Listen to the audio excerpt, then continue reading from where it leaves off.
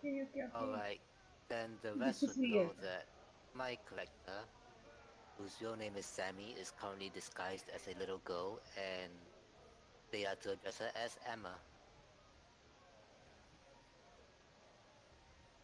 Okay. And he will change his guise every 2 or 3 weeks or so, or if emergencies crop up and he has to change quickly.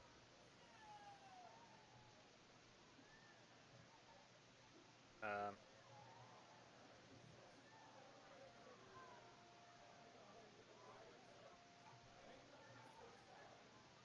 Okay, okay, uh, okay. so what are you guys doing? Let's go and see if this orc's alright on the floor. Yeah.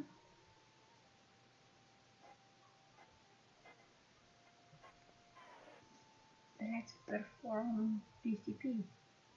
If that was Got a little bit of the term for it. air somewhere. Hmm. I don't Um, have spell to die. I'm you not a cleric. approach the unconscious half orc. She is uh, beaten, bruises all over her head, face, uh, face, and torso. Um, still breathing, but yeah, not waking up anytime soon.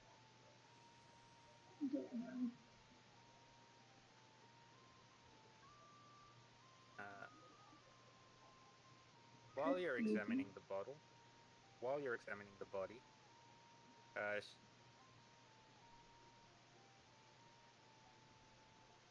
Hidden light. shout, shouts of alarm suddenly ring out as a hulking form climbs up out of the shaft in the middle of the tap room. Monster with warty green skin, tangled nest of wiry black hair, long carrot-shaped nose, bloodshot eyes. As it bares its yellow teeth and howls, you can see that half a dozen bat-like creatures are attached to its body, three more circling above it like flies. That's creepy. Does it look hostile? Yeah, everyone in the tavern reacts fear except for the barkeep, Dernan, who shouts, "Troll! In the tavern!" Are you So. serious? We're level 1. Emma will hide behind Gannicus. I had the same idea. Jump behind the paladin. So it's like one paladin with four heads poking out from the side. Yeah. Oh The, my the paladin's gonna god. look like the Hydra at this point. One swing and I'll be gone, and whoever's behind me, I'll be gone. Alright, first of all, I'm I'm small creature. I'm a kitty cat, and I'm tiny, so I hide behind the paladin. Well, in theory, you're like the second largest creature among us. No, you cannot meow me like that.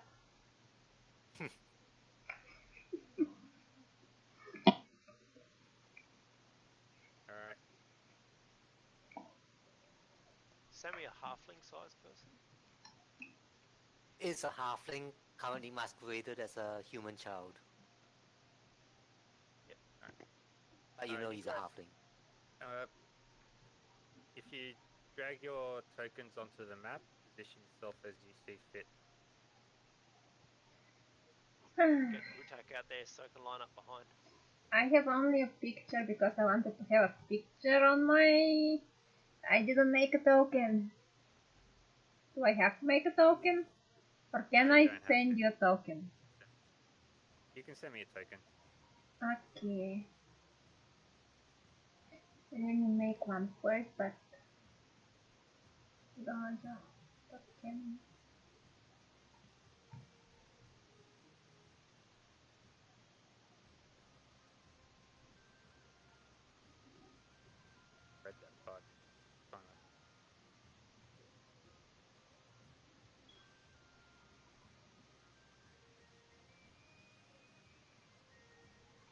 Sammy's on the field.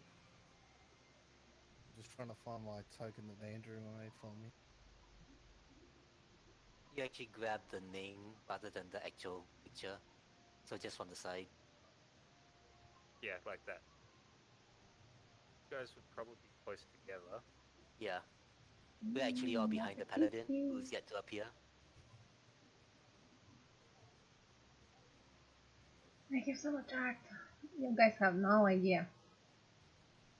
Let me see if I can find it by name. To be fair, this is the paladin.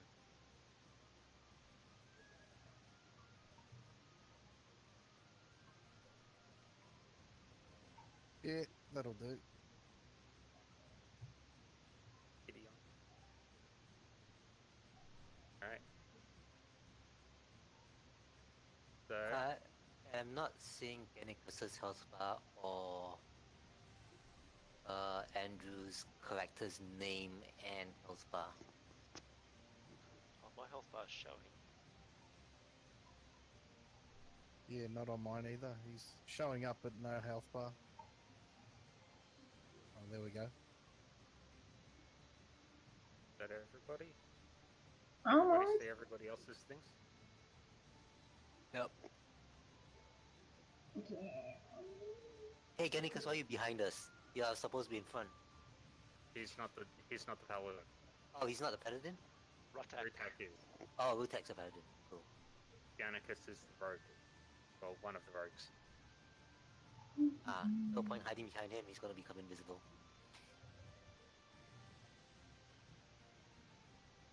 How do I send you my token picture in Discord? Yeah, No? just send it through Discord and I'll fix it up by next game. Okay.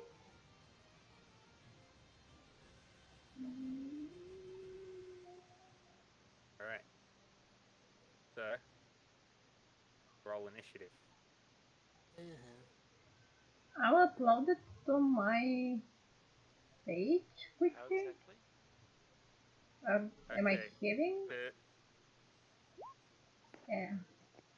To roll initiative, click on your token, and then click where it says initiative on your character sheet. Sorry, I did it twice. That's alright.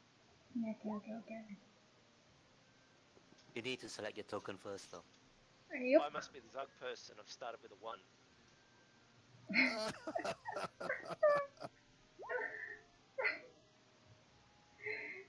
Well,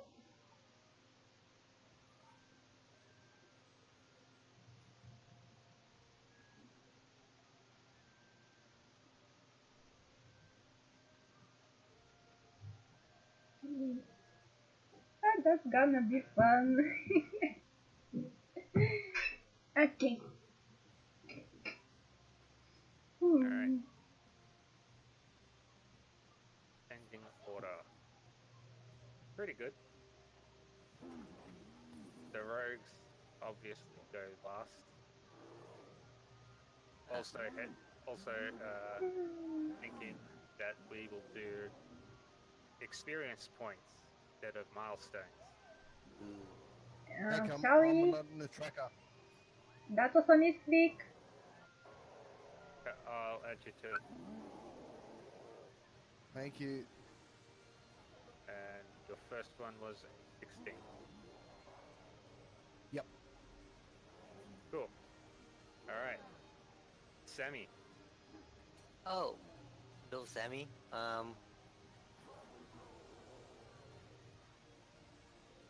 Okay.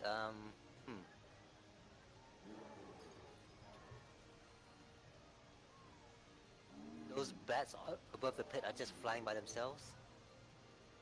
Yeah. Those ones, compared to the other ones, those ones don't look as bloated. The ones on the troll look heavily bloated. Okay. Ooh. Sammy will cast. There you go. Will cast sleep centered on trying to capture all of them. Alright. Roll big. Yeah, here comes.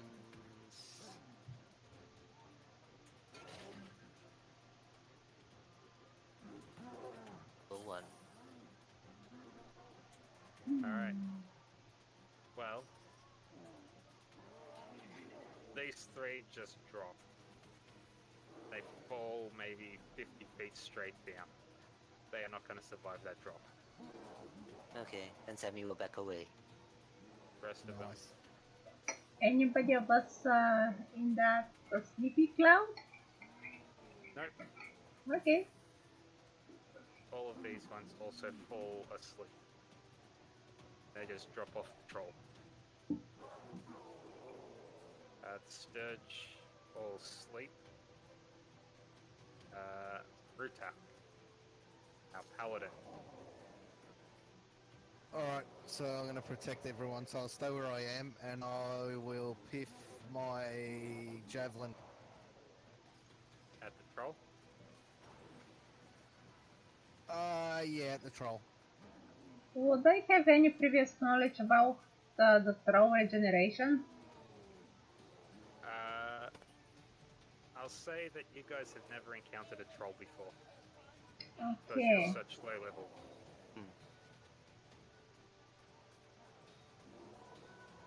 How do I attack him? Right, so on your character sheet. Right. Yep. I just tried to pick it up and drop it on, it's not working. I'm It taking doesn't work like TT. that. You just click where it says javelin. Yep. You only need to click it once. Critical. You throw your javelin with all your might, and it just bounces off the troll's thick hide. Okay. I'll just hold my position then. Alright. Troll's turn to regenerate 10 hit points. Did we get the notion that he regenerates on his turn? You see that this troll had wounds on its body, and some of these wounds slowly seal up. Charges at Dernan.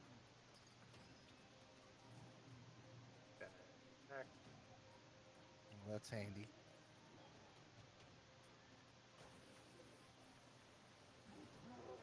Gonna bite. 4. Misses on the first one, hits on the second, on the third. Also, it automatically rolls with advantage or disadvantage. Just take the first number that you see.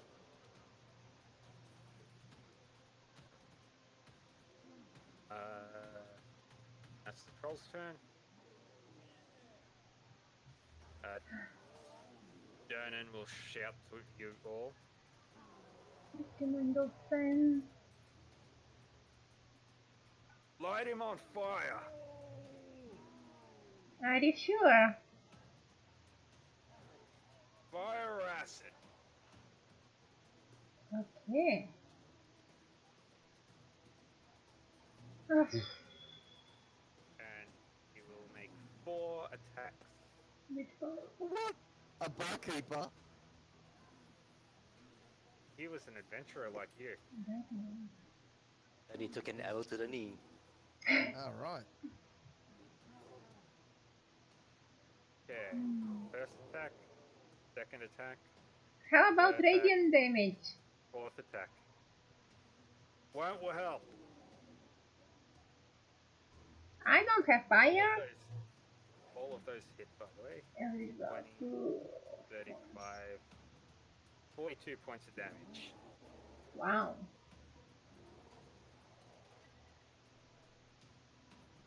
Oh my god, 42. At level 1? He's not level 1. Oh, my bad.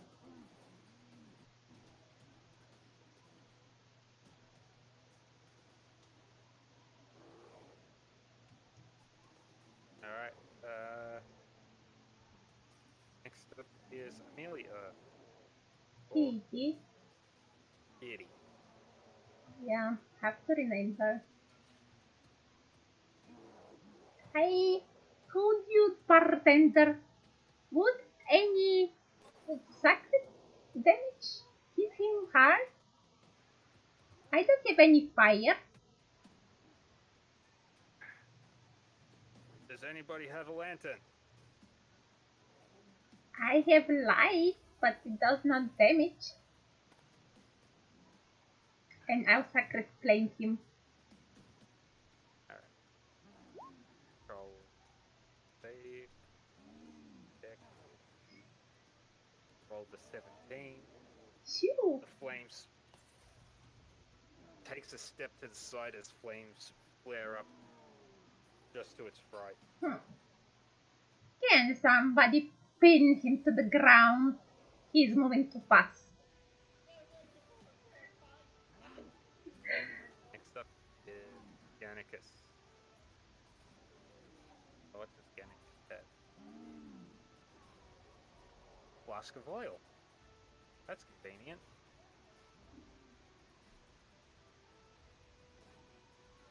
But could I use his equipment? Would Gannicus use food for that? It's not here to say no. We're in town, we can replace it. Yeah, that's true. Alright. Picks out, No. pulls out a flask of his oil, throws it at Roll. Gets a bit closer so he can do it without disadvantage. Dex roll. Yeah, fuck it. That'll hit. And that's his turn. Dalziva.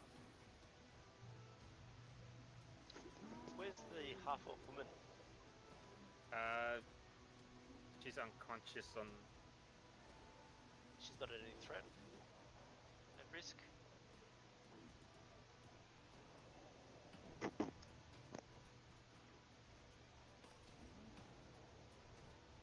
She's not at risk.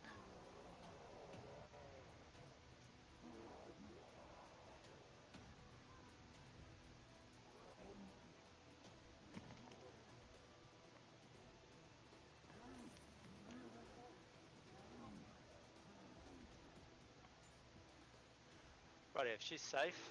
Zelziva, is there any candles or anything like that lying about to illuminate the tavern? Or lanterns on the walls?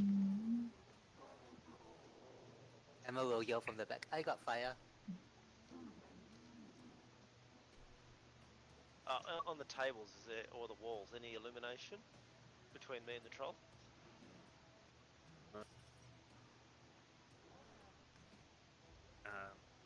There's lanterns hanging from the roof. Can't reach those. Don't worry. Zelzivar will dash forward slightly, pluck out a dart from his hand and chuck it fiercely at the troll. Alright. I reckon that's a hit. Yes, it is. Looks like one. So click on where it says dart, roll your damage. Yep. On the And click chat. sneak attack because it's in Yep. combat. Yep. So on the chat log, where it says dart, click on Yep. that and it'll roll the damage for you. Ah. 7 points. Pretty good. Nice. Alright, that's your turn. Anything else? No, that's all. Cool. Interesting. Demi. Interesting. Sammy will light the fire using great bonfire to create a barbecue right beneath the troll. Can you do that? Okay. Shouldn't, Yeah, it's a spell. shouldn't it be unoccupied space? It would be pointless if it was on unoccupied space. It would cause no damage to anything. I know. Let me have a look. Yeah. I think in some of these countries it's specified it has to be unoccupied space where you can create them. Next turn you can use prestidigitation and blow it onto him. Well, he's already got oil on him. And That's it true. says, You create bonfire on ground that you can see within range until the spell ends. Magic bonfire fills a 5-foot cube. Any creature in the bonfire space when you cast the spell must succeed on a dex save or take 1d8 fire damage. Oh, nice. Alright, so dex save. And he succeeded. Wow. well, no damage, but I suppose the oil lights on fire. Bonfire ignites flammable objects in its area that are being worn or carried. Technically, the oil is being worn, but for the sake of awesomeness, it ignites. Oh, for the sake of awesomeness. Nice, well done. So, I would like you to roll me a d6. D6. For the fire damage? Oh, 1 point of fire damage. he's on fire now. Yep. He's on fire. Does it have to? Ow. The Sturges are still sleeping for the next Minutes. 4 Hmm. 8 seconds. Brutak. So there's definitely no fire around. He is on fire. Oh, he is on fire. Yep. So any damage we'll do, will it injure him because he's burning? Yeah. Alright, I'm gonna throw another javelin. I'll move up.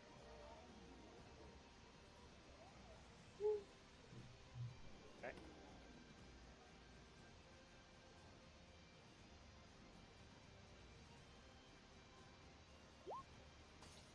You hit. So click on where it says javelin on the chat box. Beautiful. So 8 points of piercing damage. Alright, that's it for myself. You pick up the javelin and you just throw it full force right into his face. Oh, well Nice. rolled. Pierces out the other side, goes flying into a nearby table with troll brains. And the troll wobbles, leans forward, and falls back lying onto the ground. The body is slowly burning.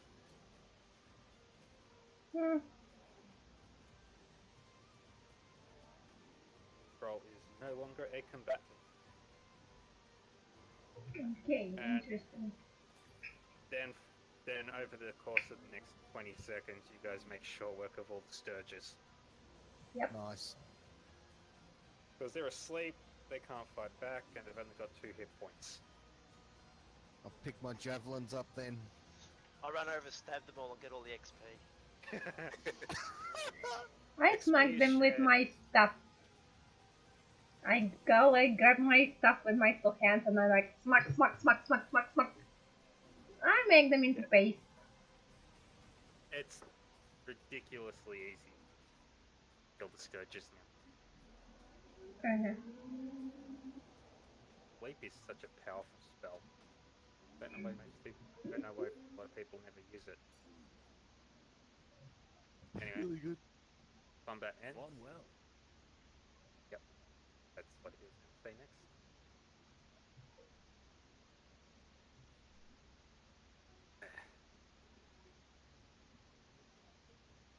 Then Dernan gets back to cleaning up mess stuff. Does at least give us a free drink for helping him out or what? All those people in the bar didn't know. Sure. Ask him, does he have any healing potions for that orc, the half orc? He just says, started a fight in here. They can deal with it. So the orc started the fighting? From what you could gather, yes. Not helping him. Uh, He can perfectly take care of himself then.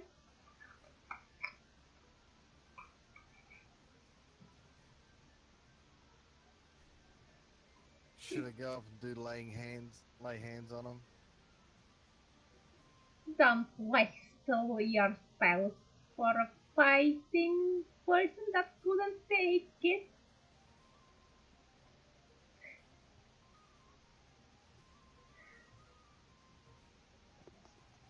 Is there any way I can stabilize her, or yeah, try and make her? she's stable. They use non-lethal damage. Ah, okay. They just beat her to the point of unconsciousness. Salzavar walks over, casts a minor illusion, and leaves a happy smile like a Joker face on her face.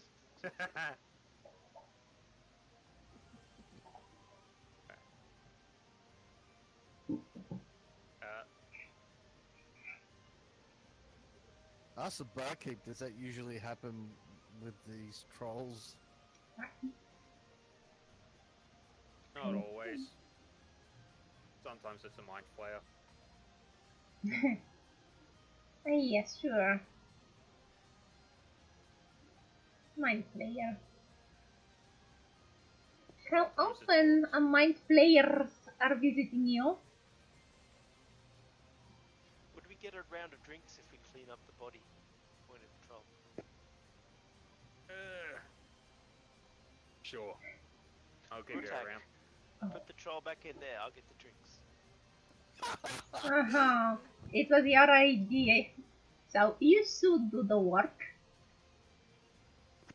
You forget, I'm smart. That's alright, So right it goes, what? I'll do it. Alright. Make an athletics check with disadvantage. With disadvantage is cool. Because it's a big creature. So how do you do athletics? On your character sheet, just click where it says athletics. The text. And you have to click disadvantage. Oh, Natural. or that. You roll him away from the hole. With a Put your back critical into one. Can I try again? Sure. I'll say that it takes you the better part of an hour to finally get it into the hole, and it just There we go. A little bit better. Your drink was good, Rutak. You should do it faster and I won't have to help myself. He laughs. He goes, you better buy me one or I'll crush your little windpipe. A glass of pure fine whiskey for me. I point Rutak to a beer on the bar.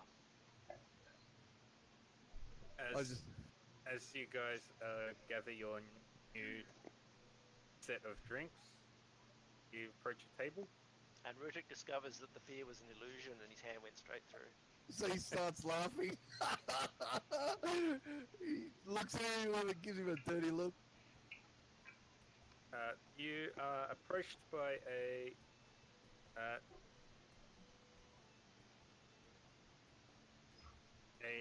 human man, thick, bushy beard, curly mustache, wearing some weird-looking hat, lots of frilly clothing, and he. You're the heroes. You're I have the a ones voice. who are. I have a voice track if you want me to use it for you. Sure. You'll be adventurers, am I right? I could use your help. Let's find a table to talk, shall we? Okay.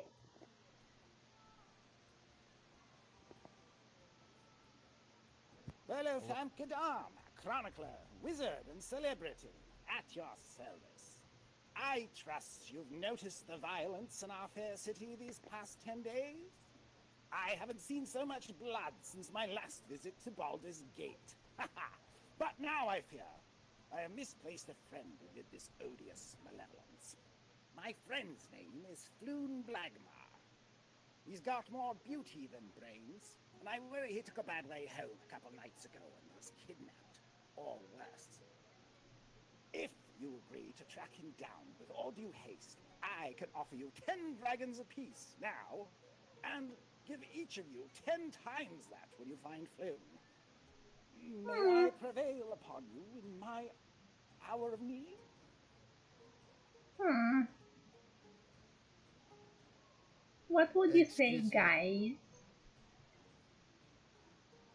Well, firstly, you're not going to talk to us and not buy us all a round of drinks, Mr. Oxygen Thief.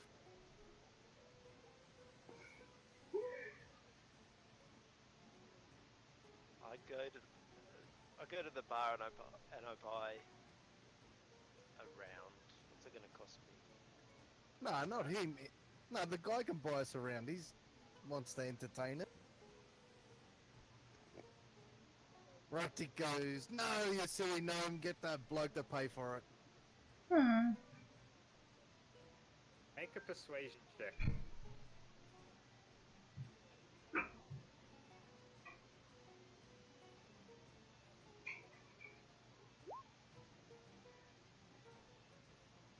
He goes, but then you're getting 9 dragons. What? And then I'll try and intimidate.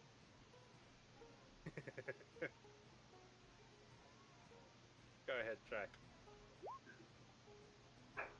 Okay. Make with the drinks now before I crush you. And get one for yourself. Don't be stingy.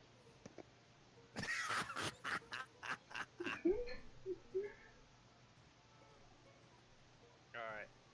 He comes back with a round of drinks. When he comes back, say, I'm hungry now.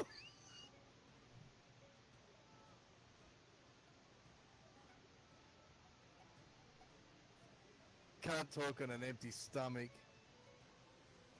You look like you got plenty of money.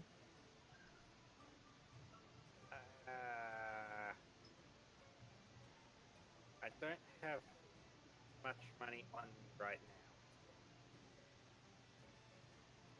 now. What? I only have enough to pay for intrepid, brave souls who would be able to help my friend. How are you supposed to pay us for later when we come back? I was going to. There's another speech here called I Confess. I don't know what it's related to, but that's all it says. You want to play it? No, don't confess. Lovely.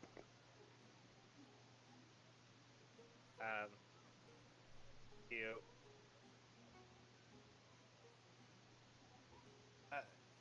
The rest of my money is currently secured away in a safe location. It'd take me many hours to get there and back. What time is it now?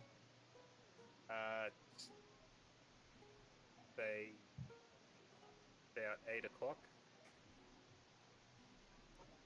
Evening or morning? In the evening.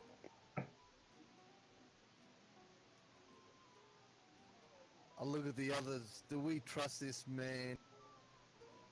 Not in particular. I stare at him hard and get an idea of his character. So insight. Right. While he's doing that, Emma will crawl onto his lap and stare him down, pretending to try to get a idea of how trustworthy he is, but really just staring him down just to mess with him. Which direction is Emma staring him down at? No. For a little kid, you're particularly naughty. He looks at Emma confused and a little weirded out. Yep, a little girl sitting in his lap. Emma was Zalzova, now suck her thumb. you get the feeling that he might be stretching the truth about how much he can actually. Say. Of course. It was expected. I'll reach down and grab my battle axe and put it on the table and ask him, do you know what we did to the last person that tried to dibble us out of money?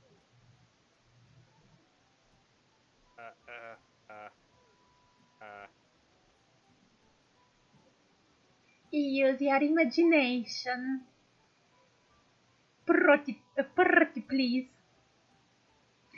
My character has problems with the R's. If you have not figured it out yet. Okay. The truth of the matter is,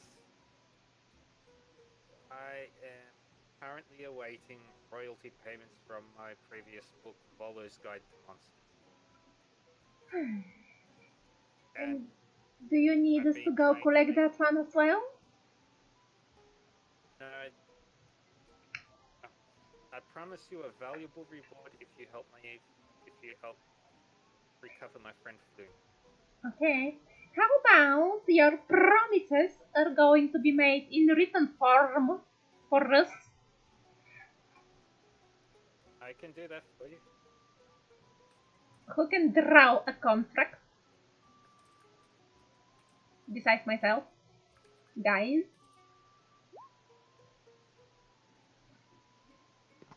I have a scroll case if you want to, I can store it when he's written it. Yeah, that's perfect.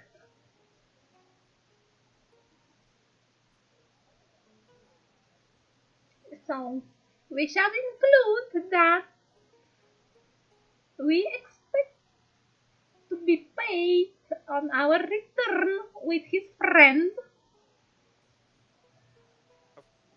We have to include the payment, of course. Of course. And we will need your signature. You'll get paid more if you return him alive. Perfect.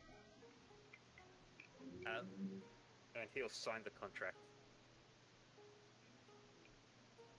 We should include payment if only the body is returned, right? Yes. Please include that one as well. I'm quite comfortable as part of the agreement promising that we won't punch holes in your friend. Maybe we should include that if we do not get paid, we are entitled to mug him, rob him, strip him of anything valuable as a cause of lack of payment. That would be called robbery and is illegal. Not if it's in the contract. Taking possessions that belong to others is illegal unless there is a financial trade. That is financial trade. If we don't get paid, we will be entitled to taking our payment legally. The Debt Collectors Guild would not be happy with that. If we have a signed written contract, why would they want be happy? Because they do all of the debt collecting. Oh, maybe we can arrange something. We'll have to work it out with the guild, perhaps. We don't want to be on the worst terms to start. I know you're new to Waterdeep, but guilds do have a role to play. Yes, I did not say we shouldn't. I said we should put it in a written form. So we cannot have this hearsay and then you go back on your word. your war will be on paper. He looks completely defeated, and will.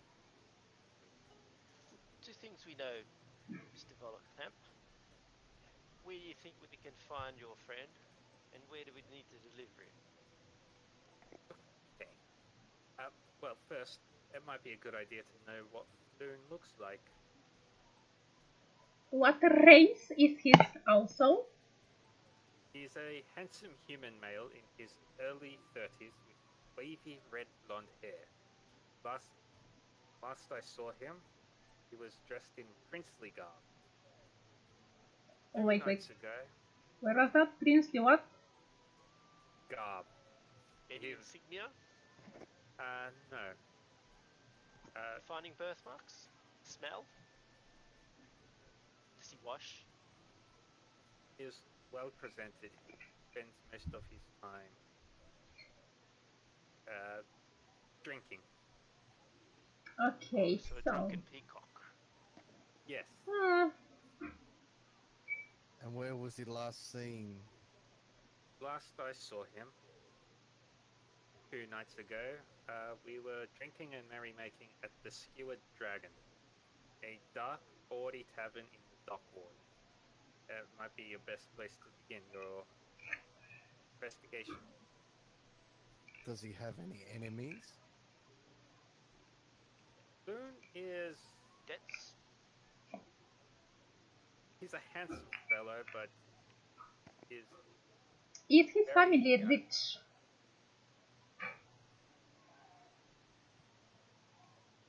I am not asking if he is rich, I'm asking if his family is rich.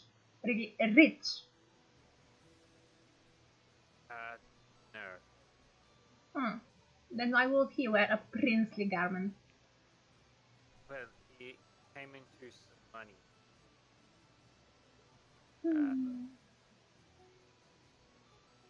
So, He gets by on his looks. Not particularly bright.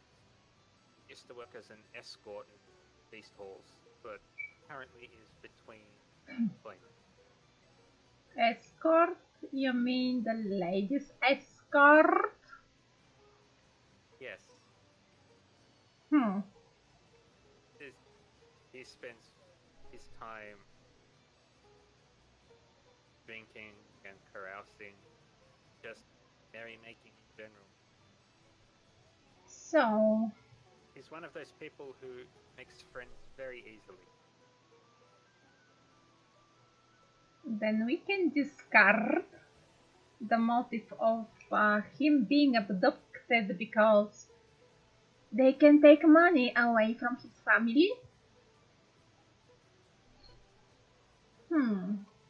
His family are poorer than I am currently. What do you know of this tavern?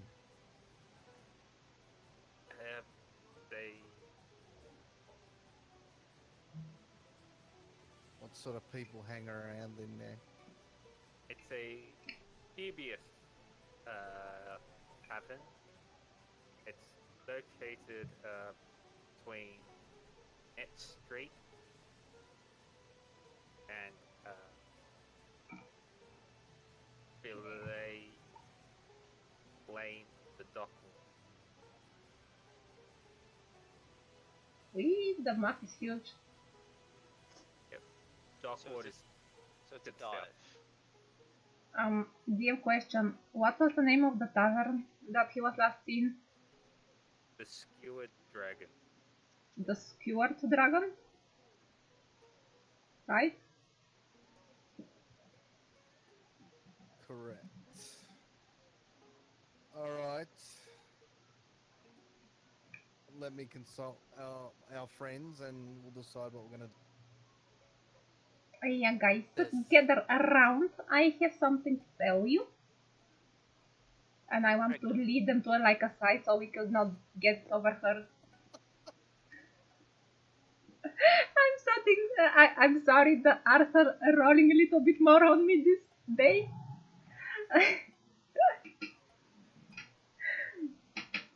Definitely. Yeah. Alright. So if we're like on the side, I'm like gonna gather you guys and like, guys, I have a bit of feelings in this under table matters. So maybe it is good if we go to investigate discreetly and that water dock tavern stuff. I'm used to distributing some particularly not very legally acquired items.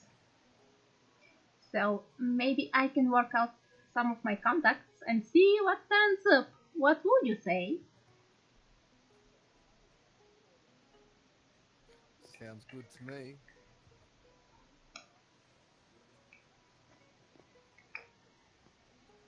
Yeah, knock yourself out. We'll go and do the job while you're doing that. Yeah, we can do many jobs at once.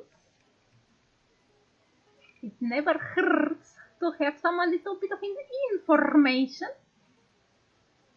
Alright, hop to it. We'll have dinner. I turn to that guy, Volo, whatever his name is. It Volo? Yeah. Turn to Volo and say, "Oh, we're going to need some drinking money and some traveling money if we're going to another bar." And Yeah. he provides each of you 10 gold. Beautiful. Thank you very much, sir. We'll be on our way. It's a pleasure doing business with you. Not And you, not me? Mr. Sammy. And Who was the not being taking pleasure doing business with? Sammy and Brady. Why Sammy?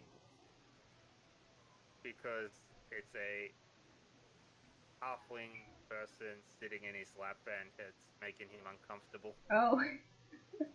Well, technically human child, and he's been digging in his pockets and putting all his possessions on the table in front of him. Nice. He doesn't have anything on.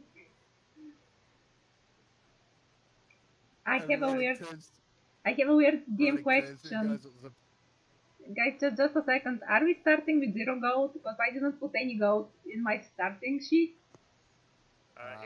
If you had if you started with equipment, then you don't get any gold other than your background.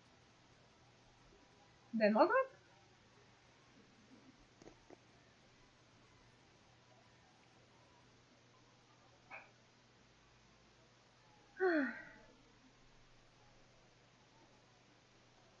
So Alright, let's make haste.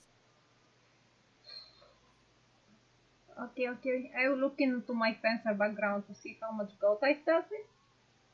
Isn't the gold supposed to be the one in the packs, like the Dungeoneer packs and other stuff? No, No? just part of your background. If Ah, your background gives you money. okay. So we don't get extra money if we've got money. I just didn't pay attention if I'm starting with any gold from my background. It's okay. I'll pay for your food and all the rest of it. You can be my Nah. employees. Oh, well, we are actually having 10 gold, but that's why I asked. Because I forgot about the gold. You guys are there.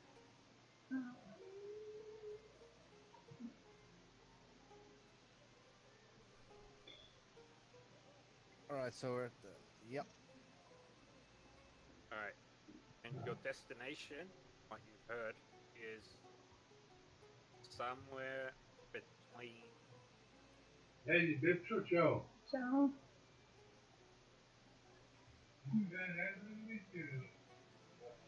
Museum.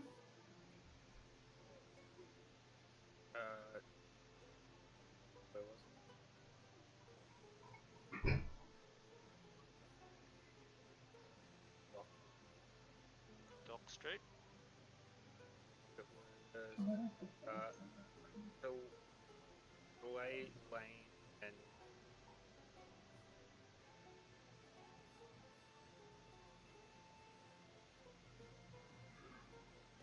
Lane and Ned Street, if I remember right. On I've Net seen Street. Net Street. So it's just a street off Net Street. That's fine. We'll make our way there. It's a fair walk, but not Few hours by foot. Take a cab. Yeah, we should have made him pay for a rickshaw or some donkeys or something. I'm only little. I'll just ride on you. I'll pick you up and put me on my shoulder. I've got chariot riding for a reason.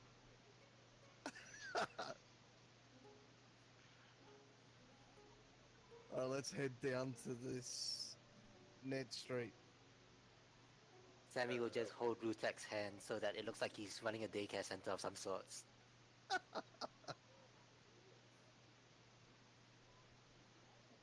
Let's go. Sorry, I'm just looking for where you can travel through the town.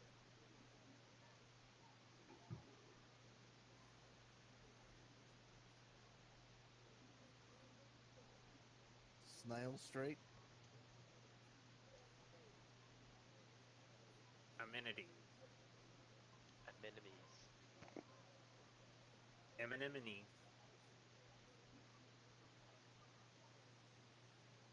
Walking statue.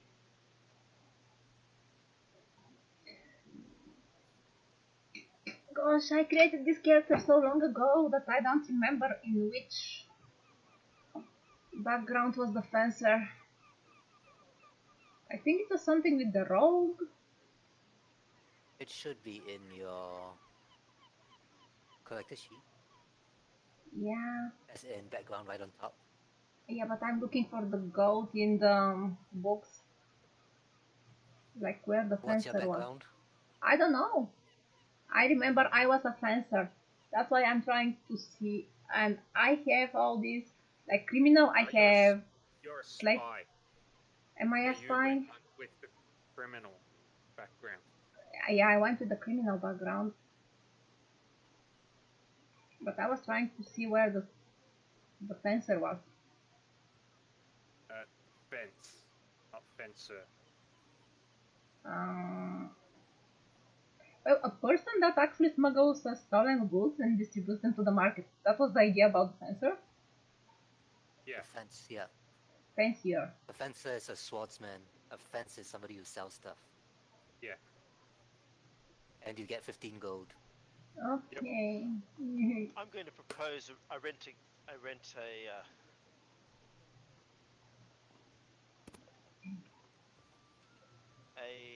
hire coach driver has no passengers. Oh no, only has perhaps 4 if you're slim. Yes, perfect. Well, there's 2 of us that haven't overindulged in food. As long as the boss pays. What Done. about me? Well, you can squeeze in. Just sit on you. All right. 2 gold should be enough, DM. Yeah. Sure. I will say that is. Is that for the trip or the night? The night. Oh, fabulous. Getaway wagon. I like this already. As you guys make your way with your wagon down Snail Street, notice that at the intersection of Troll Crook Alley and Snail Street, the area beyond Troll Crook Alley, so just here, the area beyond that has been cordoned off by the City Watch. Are there any guards around that area? There are quite a few actually. I'll just tell the others, wait here, boys and ladies, and I should go and investigate. And I'll go and sound out the gossip from the guards and any well-wishers to find out what's actually going on. Oh, hurry up. My stomach's starting to grumble. You shouldn't drink so much beer, you can't handle it. As you approach the guard, you notice that there's about half a dozen corpses. Am I close enough to work out maybe a cause of their ailment? Make a perception check. Investigation? Investigation, you'd have to get a bit closer. I want to creep behind him and lean over. 13. Can I look too? Sure. Perception? Yep.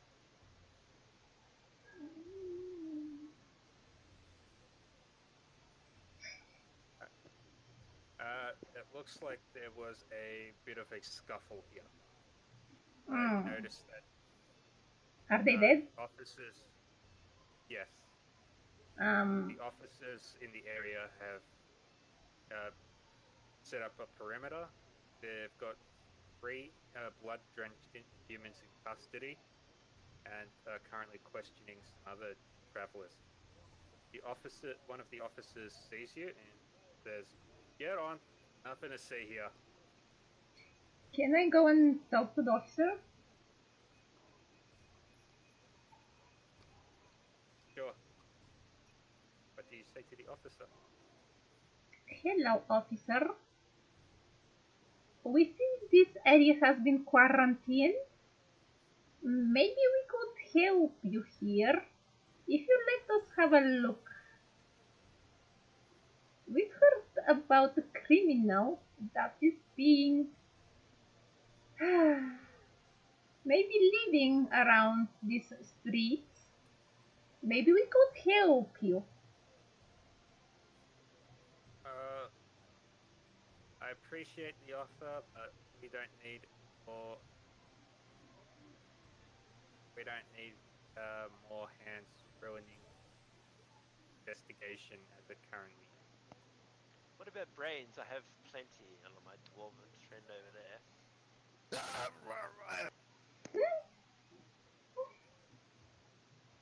We've got that covered, thank you. Yes, but you're all tall. What you need is a gnome's perspective. It's closer, easy to see the clues when you're shot to the ground. We already have the culprits arrested. How are you sure it is the culprit? Because we caught them with literally the weapons in their hands. And they were in the process of stabbing somebody while we arrested them. Oh, I see. Perhaps they were under the influence, magic, spellcasting. My friends here can help with that. Need to cross off all the things, of course. You don't want to go to a magistrate without being sure of everything. No stone unturned, no dwarf left to rule the roost. That's what I say.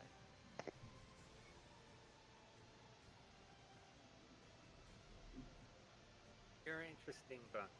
You're an interesting pair. If I'll say this, if you happen to stumble across anything, let us know so we can take care of it. I point to my dwarven buddy and go, even his drinking problem? That sounds like a he problem, not a me problem.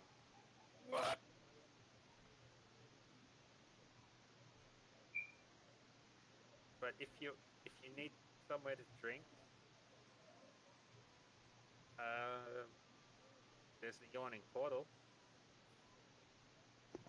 Been there, done that, move on. Alright. Well, if there's nothing we can do here, perhaps we should attend our own affairs with people that are more inclined toward our assistance. That might be a better idea. To get around this area, just cut through Troll Crook Alley and you get to Zastro Street and follow that and you'll get to Fillet Lane or the Way of the Dragon. Is anyone keen to remain and see if we can find out more, or continue on to our more profitable undertaking? What do the guys look like on the ground? Alright. So the three individuals who were arrested are currently kneeling with their hands on their heads, fingers interlocked. See a small cache of weapons about maybe 30 feet away from them, with about maybe a dozen guards, not a dozen, but about half a dozen city watch members just standing, one's just keeping a constant eye on it. The corpses are various individuals. Some of them are dressed like the three who were arrested. The others are dressed like shaved heads with like eyeball tattoos on their heads. And would any of us know if that eyeball tattoo is maybe a symbol used by a gang or association? I'd say, does anybody have the criminal background? I do. Yes. What's your feature? Your background feature? Well, it's a spy. I'm supposed to be a pincer. Hold on. Where do they keep that background? It's in the criminal. What? Okay. By this. You have a reliable and trustworthy contact who acts as your liaison to a network of other criminals.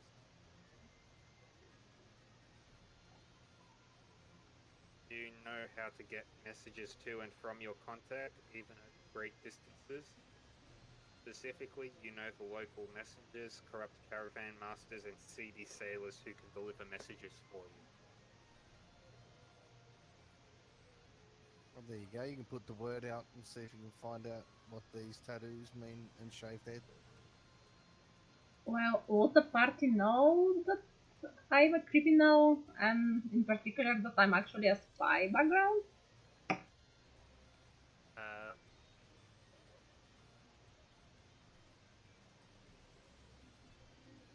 Well, it's up to you. I want to present myself as a very knowledgeable person with many resources without telling them that I'm coming from a criminal background and I'm a spy. Wow. Wow. That's a lot of spies. It makes perfect sense, like having a secret identity if you're a spy. That's out of character, of course. Where can you find your background in your character sheet? It's right at the top. Top right hand corner. So, click on that little cog up in the top right hand corner. The very top. Yeah. There's your background. Oh, another spy. There you go. And Janicus is also a spy. Oh my god, so we are having 3 spies in party? No shortage of knowledge. Yeah, no shortage of knowledge. But none of them know each other is a spy. Yeah, that was my question. Would we know each other? Like, Mine's an shouldn't. investigator. My contact's in the watch. Well, I picked like the spy, the person who distributes the hidden goods and stuff, as a part of being a spy. So I get to talk to lots of people. You could know a shady antiques dealer.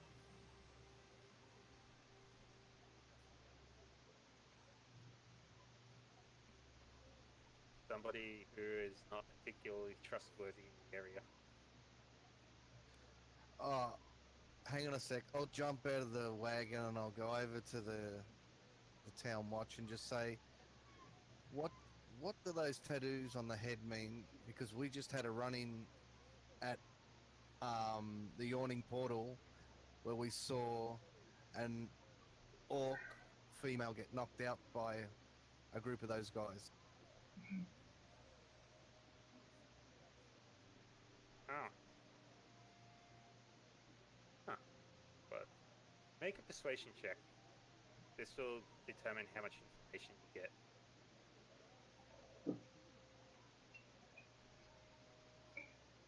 DM question: would that he have the names and whether the guards have some shady business dealing in or with like anybody like that on the scene?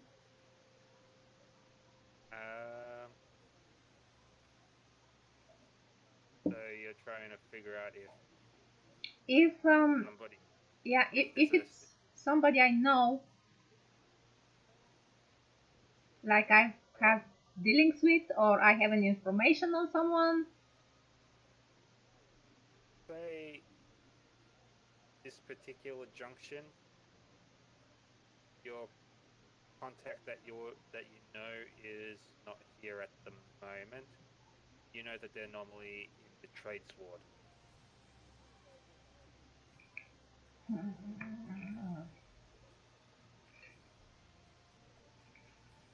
But any information about any of the guards on the scene or of the suspects that have been held?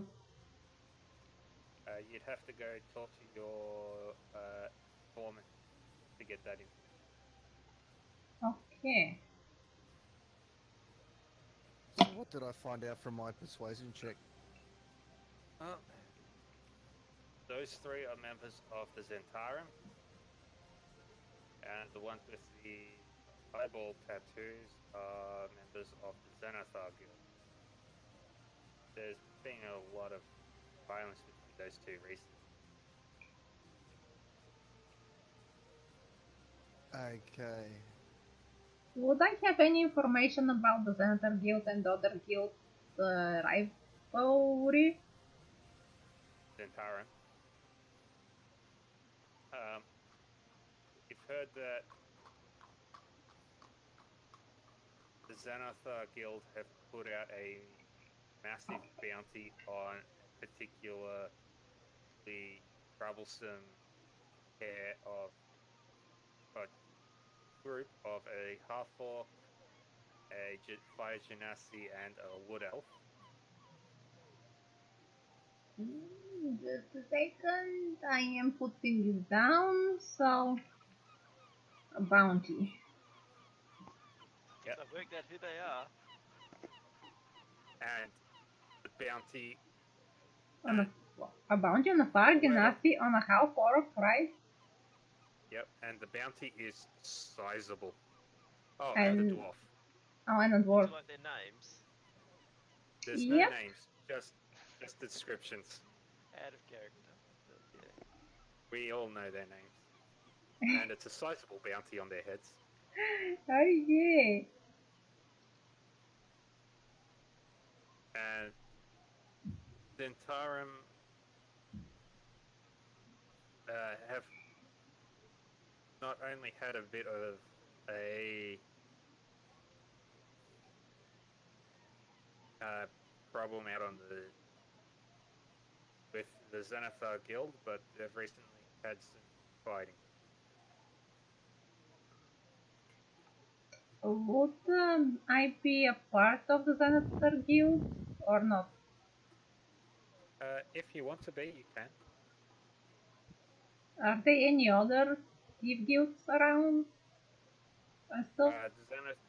Xanathars and Zentarum are the two main ones. You can make up your own if you want. I'll think about it.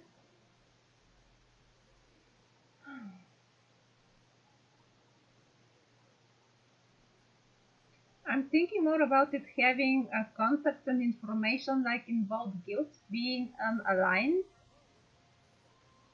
like a freelancer spy.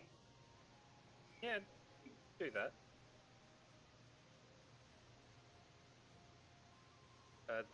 The guard captain, the officer speaks up and goes, oh, if there's nothing else, could you kindly move along, please? Yes, thank you very much for your time, Captain. Salzavar yells out from the Hurry up, cat. Our little girl here needs a nappy changed. Let's go. Oh my god. The guard captain looks weirded out by that exchange. Oh, she's not sitting on my bloody lap. Hi, hi, hi. Sammy will start to cry. I approach and I pretend to pat Sammy on the head and I lean closer and put my lips and I was like, you are overdoing it. Stop crying. There, little girl.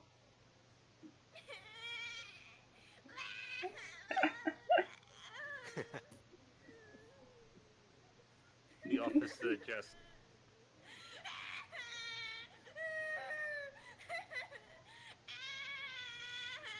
I'll keep patting and say stop crying or I'll slap you. And I'm smiling and pretending to be nice. Trying not to make my words heard by anything else but the crying person. Sammy will reduce it to sobbing. There. Oh, you're such a good girl. Let us go. and the wagon moves down Troll Crook Alley. Which way do you want to go, left or right? Mm, are we going to the school Dragon Inn? You choose, Sammy. Anything but more crying.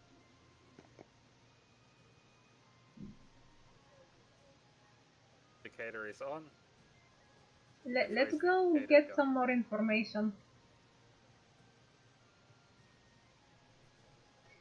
I yell to our driver the fast way, please. Head down Zastro Street. Alright, and then he'll turn and enter a small little alleyway and stop here. Let's say skewer dragon. I'll be waiting here until dawn. Thank you. So how far is the cart from the front of his dwelling? Say about 50 feet. And is the way we came the fastest way out to a main drag? You think?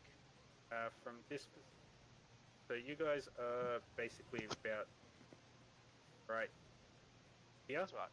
What I want to do is make sure that the wagon and the horse and the driver are pointed in the direction for the fastest getaway to a busy place. Alright, that would be straight down to Net Street. Thank you. Okay.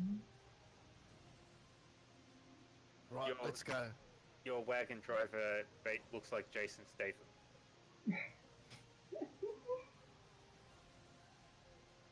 Alright.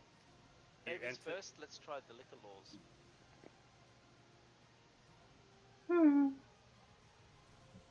Maybe we should try to blend in before we start gathering information. Are you proposing to shave? What does this place look like? Oh, Fred. That's the building. Driver, you've gone too far. Get back. Turns around. Says, sorry, my bad. And we'll pull up and we'll be facing this way onto the Way of the Dragon. And he'll be 30 feet away this time. Out of way of oncoming traffic, but close enough that it won't be too far away to make an hasty egress. You see, this is perfect. If in the event one of you is defenestrated out the door, you'll be just out of range of hitting the cab, but close enough to crawl in. God damn it. I misread it again. That's a different business. I was right. It's the wandering portal. I was right the first time. So, tall, densely packed tenements leave most of this neighborhood in shadow, at ground level. Most of the street lamps have had their glass smashed and their candles stolen. Smells of salt air and excrement linger as you pass by rows of run-down buildings. As you pass this building here, it has a deep purple facade, and in its window hangs a stuffed beholder. Above the door hangs a sign whose elaborate letters spell out Old Zoblob Shop.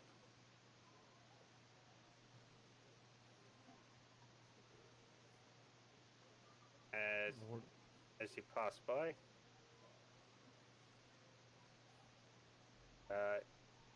you meet the tavern. Be 2 minutes. Gotta take care of something quickly. Sorry.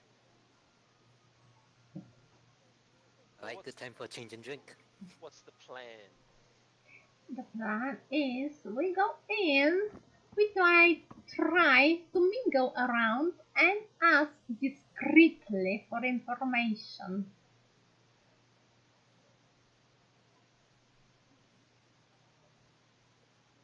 Oh, and one more thing, it will help if you find someone familiar in there and point it out in advance to us. So we don't go and ask the same person twice.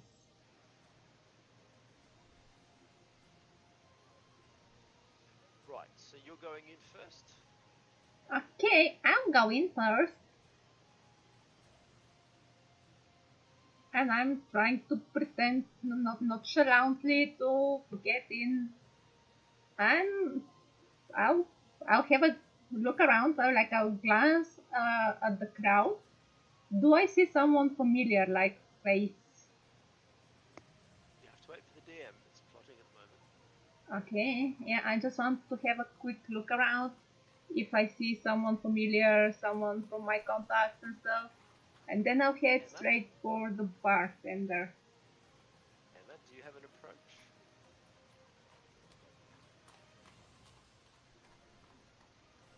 Sammy, remember your Emma?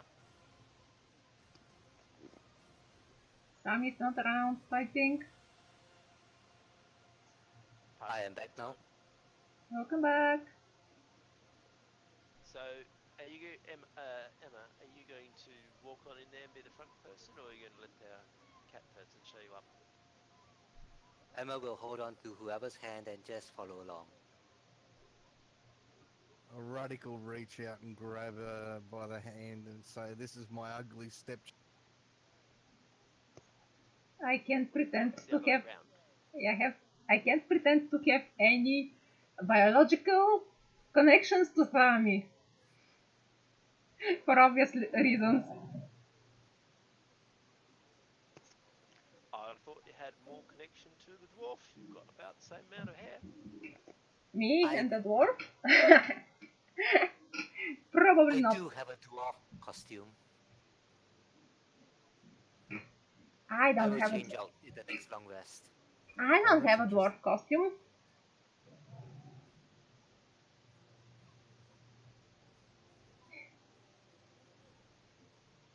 So, Alright, when we walk into this bar, what's it like? What do we see? So Rutak and Sammy Emma are going first.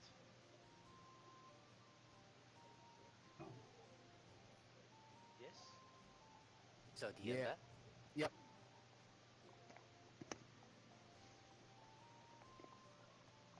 I'll just barge in and head straight for the bar. Remember the glass of milk. Oh, of course. I'd sit her up on the stool next to me and wave the barkeep. then I'm following behind and I'm looking into like the room, trying to see if there is someone there that I know or I know of. Oh dear, the kitty cat is gonna want a glass of milk too. Yeah, if it's filled with rum. Vidam, Rutak, and Emma have gone in the bar chasing something strong and something milky, and Kitty's a minute or so behind, and Zalzivar is just cruising out the front for the moment. Curious to get in, but biding his time. Alright.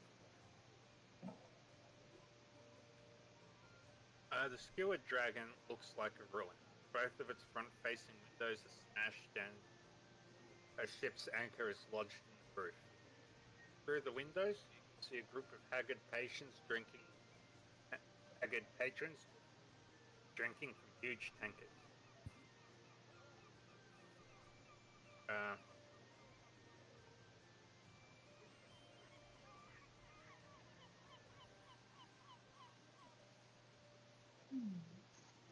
So, As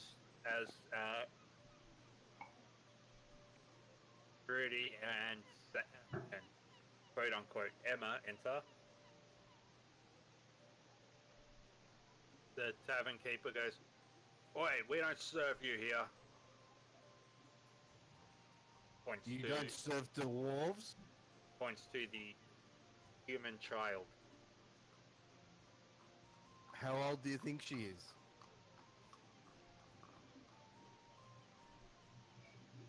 Too young to be drinking. She ain't that young. She's half dwarf. She's my step.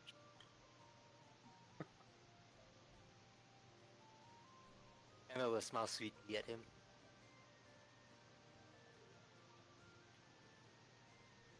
When she's over 21. She's actually 110. So if you're going to start trouble and say stuff about dwarves, I don't think that's very wise. Is he a human? He's a dwarf. Oh, shit. Oh, you didn't say that.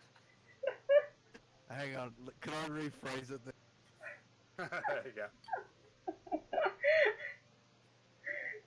Look, I don't want to leave her out in the carriage. You know, I don't want the town guards finding me for leaving her in there. You know, falling asleep. Someone might take her. Could she just have a drink of milk or something? You know, brotherly love. You're me being a dwarf, you being a dwarf. I've got to look after her. It's such a headache. Come on, and I'll buy you a beer. Emma will assist that by looking at him with pleading eyes. Make a persuasion check with advantage. How do I do advantage? Just do normal persuasion. if you don't have the double digit roll, there is a button that you can. 16. He looks at you.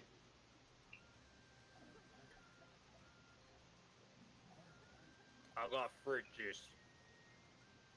Oh, thanks, cock. That'll do fine. Thank you, sir. You're the best. Okay, can I ask the GM now? Do I see any familiar faces, any contacts, any people I know or I might know of? Sure.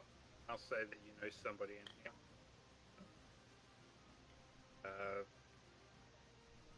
A tiefling man.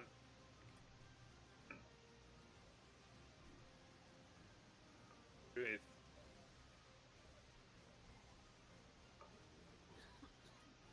let's say Do you think in what? he's a tiefling man. Okay. Long goat horns. Has blue skin.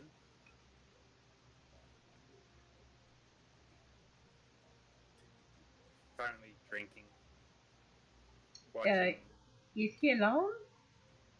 Yeah. Okay, I'll go to the bar and order my regular glass of whiskey. Somebody who can drink. Hello, sir. Yeah, please don't judge by the looks. 1 glass of whiskey, please. He'll give you a glass of whiskey. It'll cost you 3 copper. There you go. Oh, really, your drink cost you. What did you order? Yes. 3 copper.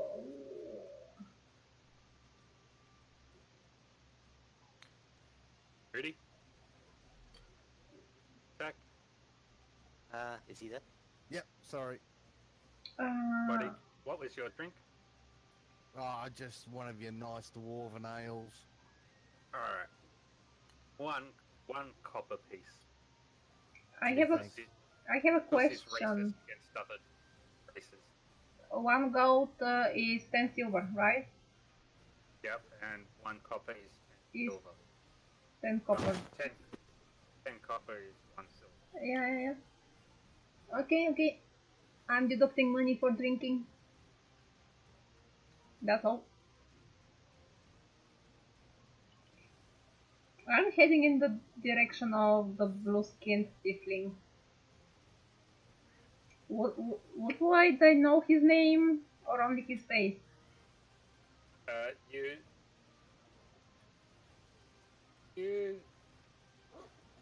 Your interactions with this individual have been more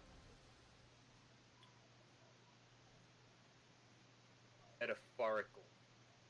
Like, What? you don't actually use words with him, you use metaphors. Okay. Like, the sky is cloudy, stuff like that. We're talking code. That's what you mean. Yeah. But would I know his name? You know him as Mr. E. Mr. E? Yes. Okay.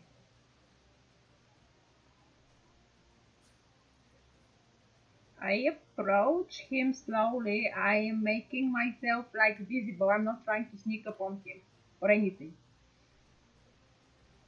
He sees you coming, and he uses his foot to push out a chair for you.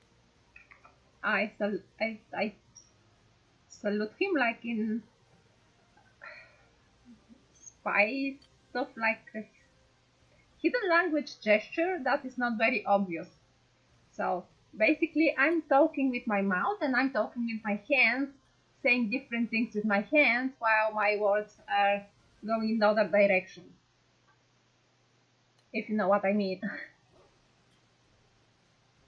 I'm like, hello, Mr. E. And with my hands, I say like salute. Do you mind if I join you? He gestures to the seat. Okay, I sit. It's always fun. It's always fun to have company. Oh, I find it very interesting conversing with you. And with my hands, I'm saying, we have a problem. At this point, Zalzavar would like to sneak into the bar. As he slips through the door, he points at Rutak, casts the minor illusion to give him a distraction. Make this stealth check. That's from Rutak. If I'm paying attention to the door, would I be able to see him? Or see his true illusions or something? 11. What's everyone's passive perception? Where do I find my passive perception? 9. It's down the underneath your stats. Hello.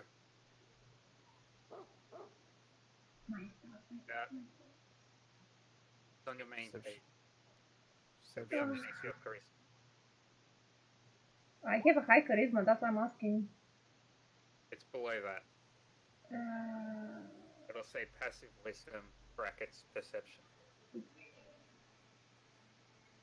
I'm My passive perception is 12. 12.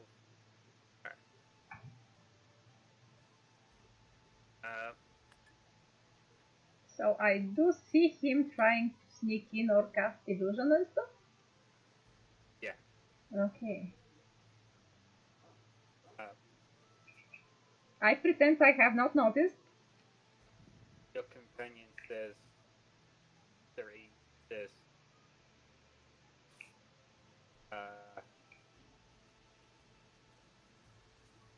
problems with that. My friend? Perhaps there's a solution lying.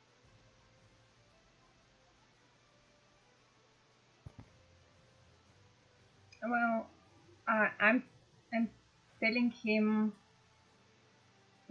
I'm like speaking the words. We have been introduced to a very nice gentleman, and with my hands, I say, we've been hired to find him. He's missing. And I describe the gentleman that we are looking for. Oh.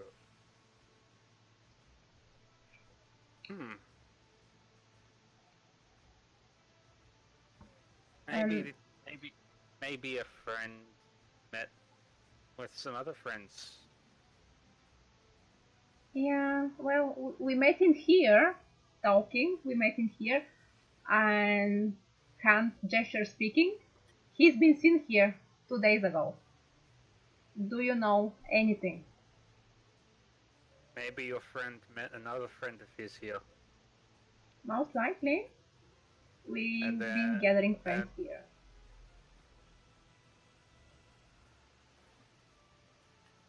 what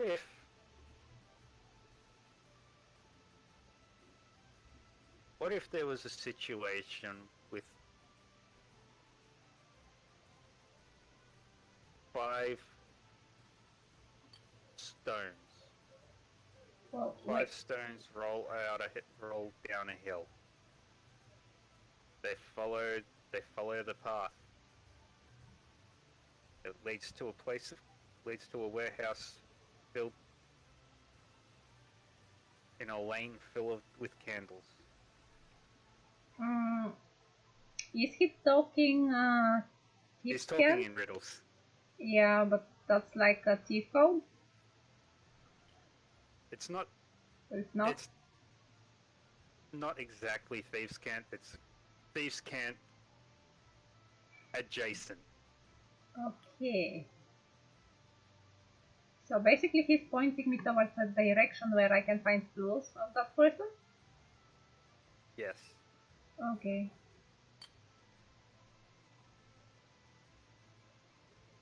He then says, maybe these rocks are fond of snakes.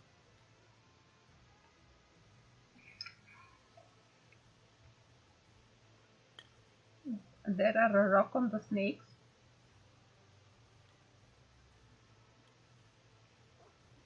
I'll let you try and decipher that whole thing. I've never been good with riddles. But I'll try my best. Maybe somebody's the brains of the group. I did write it all down. Rocks down a hill. Okay. Okay.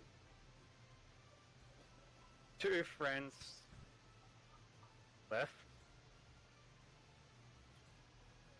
down a hill. 5 rocks followed them. Oh, you mean like rolling rocks? A little rolling stones.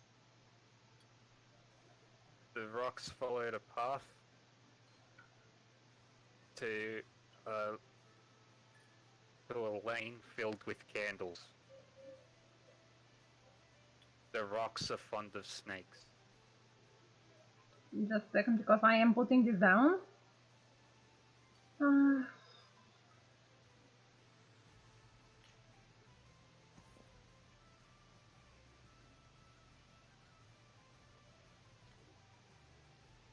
So the rocks are fond of snakes. Yes. And that was to a place filled with candles.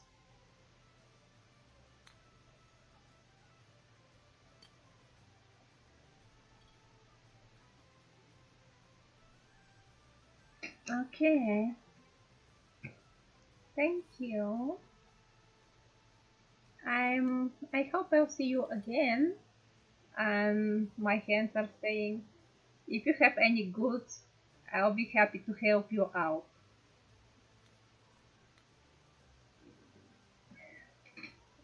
So, out of character, I got this idea about the hands talking after reading a book where actually the guy learned this like second language that he was talking with his hands and we were having like a real conversation with other people. So it was like a secret language taught only by selective people. And what did you learn? I'm still sitting with my blue skin friend. What's everyone else doing? I'm just finding a out of the way spot to just watch the bar and look for entrances or anything in particular that might pique my interest in regards to Fluenblagger that we're looking for. I'll ask the barkeeper about Floonbag. Drinking fruit juice. He's barkeep goes. No Floon here. Never was. I'll describe his description with his ginger hair.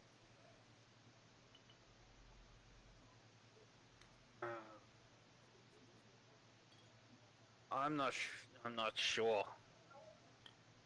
And he'll place his hand on the counter and start, like tapping his fingers, one after the other. Would I have heard that? Can I Yeah. work out if he's telling a lie, being perhaps deceitful, honest? Insight check. Meanwhile, Emma will turn to her left and jangle Butek's coin pouch. Just as a subtle hint. Yeah. He's probably willing to talk for a little bit of money. I'll take out the 99 copper change that he gave me from my gold piece and give it to. Gee, thanks. I said there's more where that come from. Yeah, he was here. Met Alright, with keep another friend going. of his. What was that? Met with another friend of his, Renea Neverember. Hold up a gold coin and say, anything else? Two stayed for a while, played some cards, left around midnight. Five others followed him out. No idea what happened after that. What did the 5 others look like? Oh, they haven't been back since, but I know where they're supposed to be. And where's that? A warehouse on Candle Lane. Look for the snake on the door. Alright, from the gold piece. Thank you for his help. Inform everyone of what just happened. Where are you guys, by the way? We are drinking. Yeah, you guys are in a tavern, and I think with this information presented, we'll call it. Can we just before that? I am like giving 1 silver to E. It's like, thanks for the information. I hope to see you soon again. And I will stand up and rejoin my group and share the information with them. So literally we got the same information from two different sources. Mine was just not that direct. I better knock that money off my account too.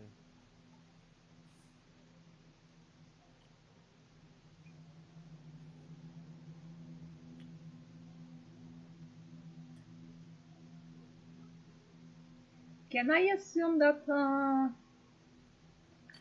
that Mr. E was talking about hired guns or hired mercenaries that followed the person we're talking about?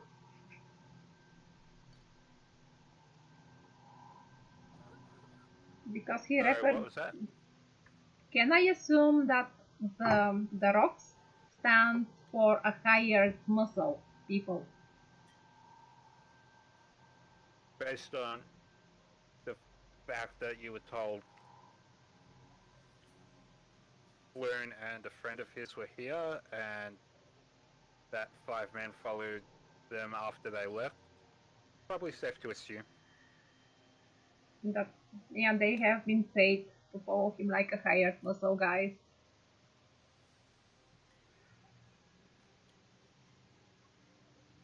Oh, yeah, I forgot. Before I leave, everybody got 338 experience points. 338. That's a lot of experience. Wow. You guys killed a troll. Okay, We well, did. it was mainly the Kill the barkeeper. troll. 338 of how much to next level is the question. We are already level 2, it seems. Really? Yep. That was unexpectedly fast, but cool. Alright. Yeah. I have to find the level experience if we are doing experience points.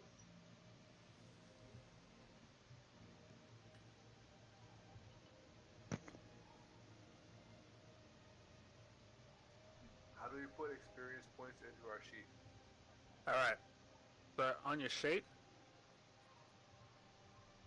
where it says experience points, click just above that. I put 380. Mine already 3. 338's already in mine. Yeah. 338. Okay. And then you click on that little symbol to help speed up the leveling process. What is that? It's like a gear. That'll look like a hammer and wand. Okay. Wait, what? Hammer and wand?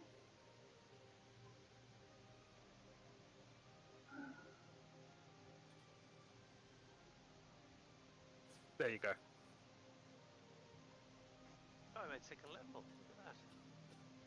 Are we rolling for HP or averaging? Up to you. I did I'll click. let you.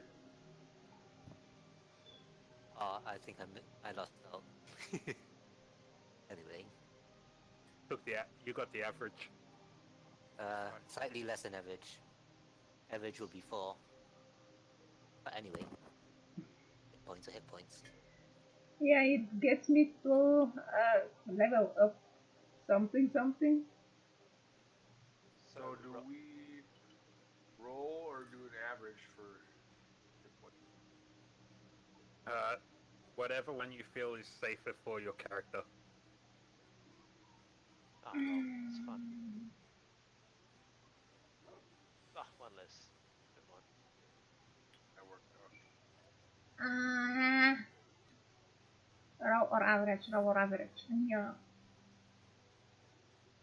Okay, I'll I read. rolled a 1. I'm Oh, happy. I You rolled should an have 8. known better, bro. Oh no, first roll 4. Okay. So, what do I do with this one? It'll automatically apply it to your health. Okay, with my constitution modifier. Oh, I get to choose a Eldritch invocation. I'll look at that off stream. Because I have to look at the Eldritch invocations. Are there any new Eldritch invocations in the Venator guide? I think they are. There are some, yes. Oh. They all should be there.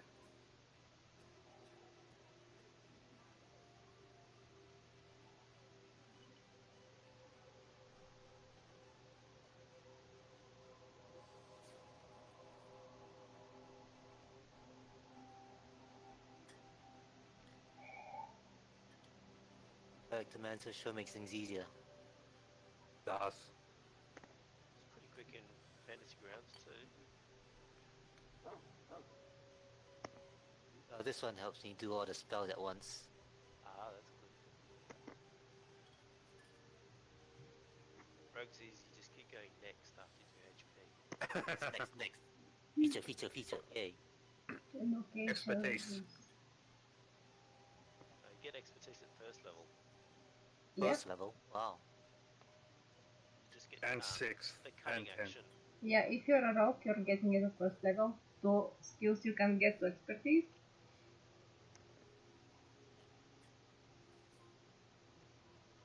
And next level is the fun stuff for most of you. I'm assuming no long rest yet, so I'm still one spell slot down.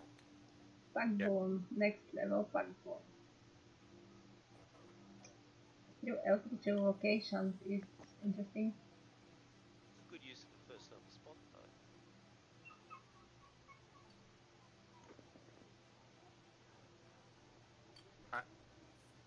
I'm still proud of myself for breaking Eldritch Blast. Breaking.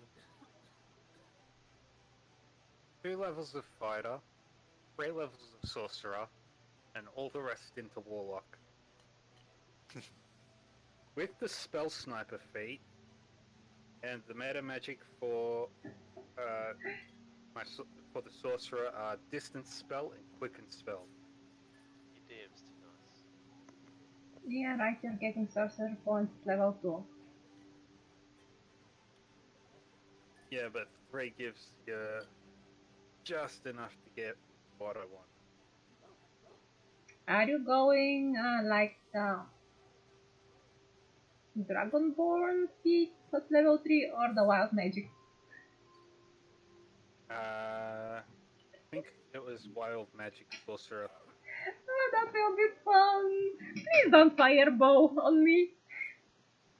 On top of that, the Eldritch Spear Invocation, which makes the range of Eldritch Blast 300 feet, which is immediately doubled by Spell Sniper, which is again get doubled again by Distance Spell.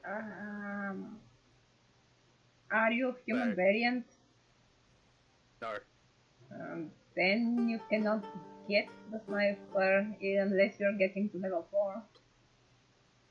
7 levels in Warlock, 3 levels of Sorcerer, 2 levels of Fighter. How many levels are that? 12. Oh, well, we're level 2, so you have 10 levels to go. This This is a only goes to 5 though, doesn't it? Yeah, but this is a character I made a while back, I just see. because I wanted to see if I could break Eldritch Blast. And when you can fire off 9 to 12 Eldritch Blasts in a row, things are great. Go.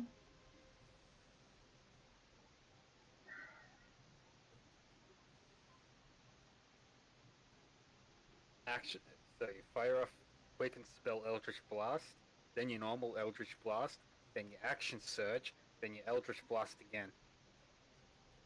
Then it's immediately reduced per turn. At 12th level, you should be able to cast 3 or 4. 3 Eldritch Blasts Yeah. per casting. But not enough sorcerer to cast haste on yourself. What was that? Not enough sorcerer to cast haste on yourself.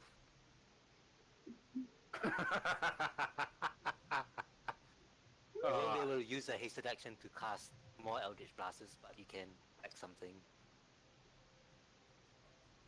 Unless your DM was merciful enough to allow that. Hmm. Nope. In which case you're just sitting there from a mile away with a machine gun Eldritch Blast. Just bang, bang, bang, bang, bang, bang, bang, bang, bang. Probably wipe out a small orc army before they even get to you. I am totally taking something from for the Eldritch Blast.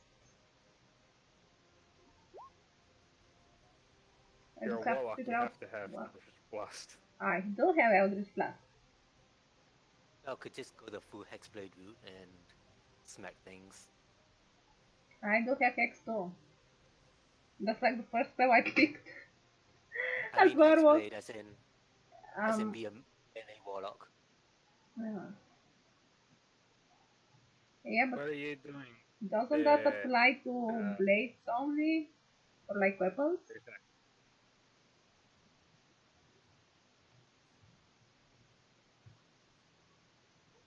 Reattack. I was just checking. See what. Yep. Do you get your health? I haven't finished picking my spells yet. I think it'll come up once I finish picking my spells. Okay, so what do people have? Because I missed that today. There's a elven sorcerer, a dwarf paladin, a tabaxi warlock, a gnome rogue, and a elf rogue, which is you. We're having 3 shady characters here. Three of you In guys a are spies. party of how many? In party of 5? Yep. I promise you, if you guys manage to keep this city from burning down based on your actions, I will be the greatest DM that has ever lived. Keep the city from burning down, but how much are they paying us? Exactly. The question is, are they paying us to burn the city down or not to burn the city down?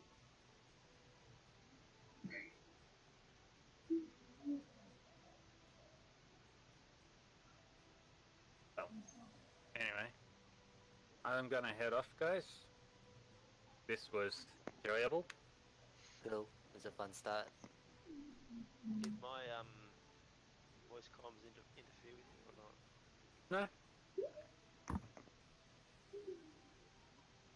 Everything was great.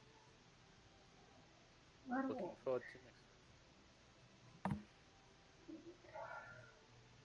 You guys are halfway through chapter 1. Oh wait, no. 1/4 of the way done.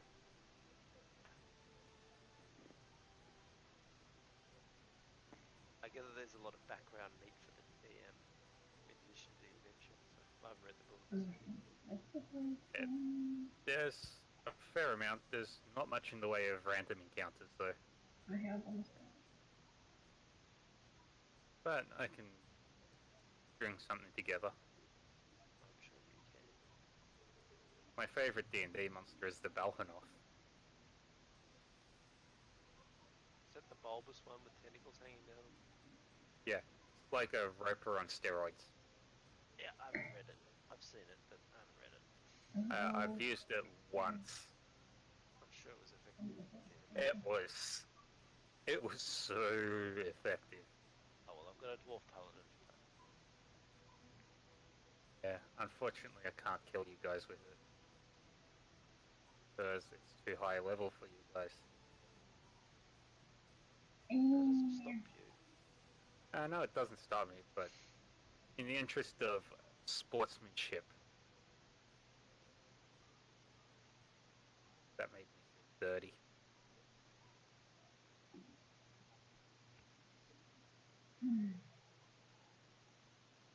Anyway, I'm gonna head off. Yeah, for me Guys, the fun is the good. 3rd level spells. So that's hitting it to our max level here. Then I get Revivify. You'll be. There'll be several sessions of probably XP. Yeah. And I got the second level spell slot, third level, so next level will be even more fun. Yep. Oh, Yeesh. I'm off, guys. I'll see you all next week. Okay, it was fun. Thank So, you. See you, yeah. James. Thank you. Yeah, you're welcome. Bye. Bye. Well, Andrew, did you enjoy yourself being a player instead of a DM? It's weird. Why? Because you got to kill stuff without having a say so? Whatever. Oh, at least my characters didn't die for a change. No one died No, it's a bit weird. And I yet. found in Roll20 a bit weird. Because I don't know. I had to go and get the player's handbook because I don't have all the bits right in Oh, front of me. it is all in here. You just need to search on the. If you click the eye thing, you just search whatever thing you want, and it's just there.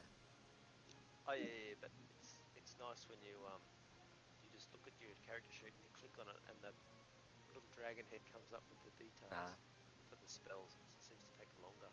Oh, it's in the spell sheet as well. You just click the gear thingy. Yeah, but all the abilities as well.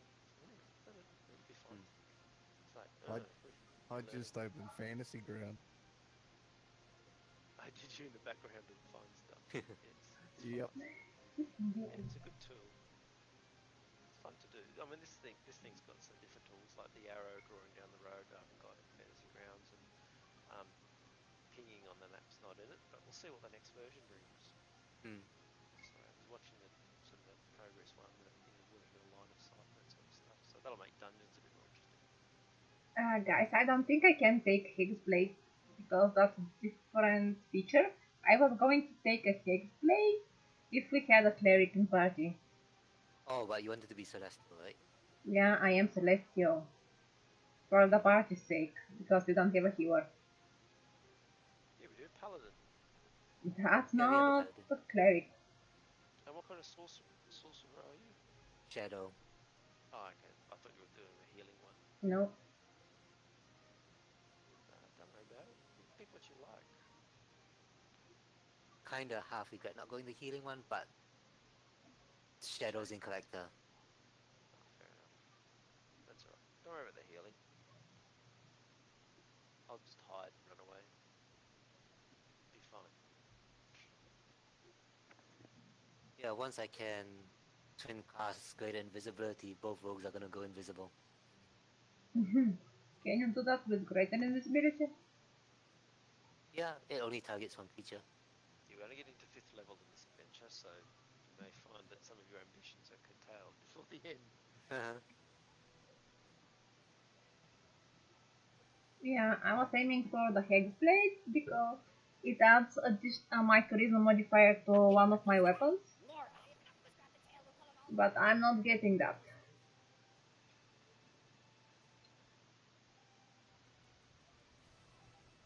It's really Just happy useful. to having survived level 1 without mage armor. And now I have it. Yeah. That's good. Sure. I have to look all invocations because there's some new ones.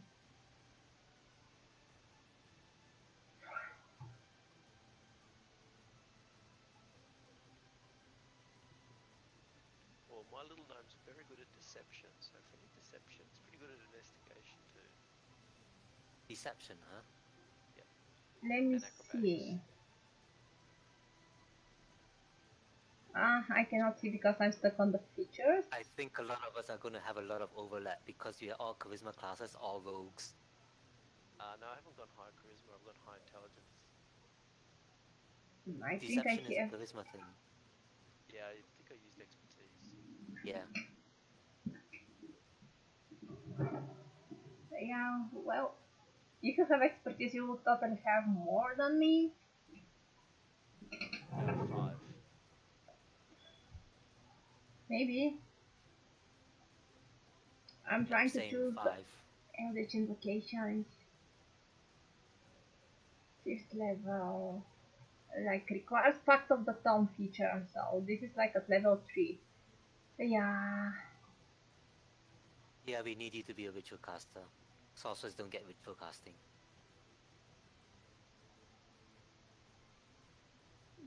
Yeah. Take it to level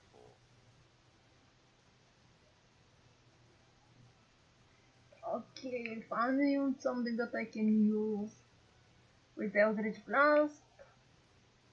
Grasp of Hadar. The creature is related.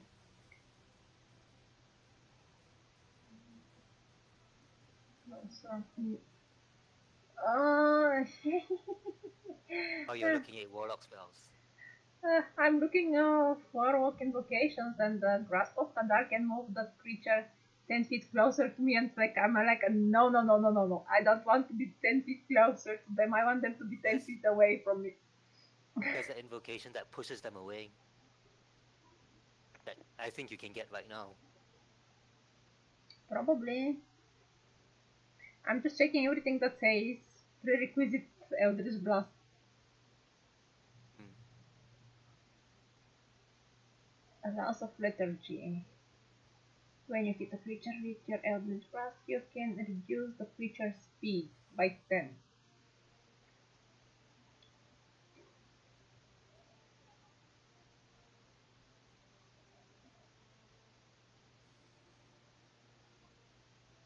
Yeah.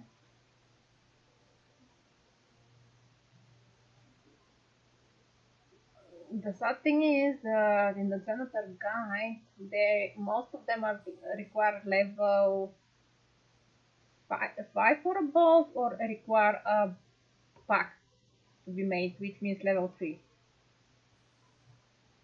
So I cannot pick anything but these two from there, which is not an option for now. Do you have... Wait, you're a warlock. You have armor. You're fine. Yeah, I don't have armor. I still don't want them to get close to me because my dexterity is not really high. Either I can pull them closer once I hit them, or I can slow them with 10 feet. And these are my only two options so far from the Senator guide. I assume you're taking the one that increases the damage of your Eldritch Blast.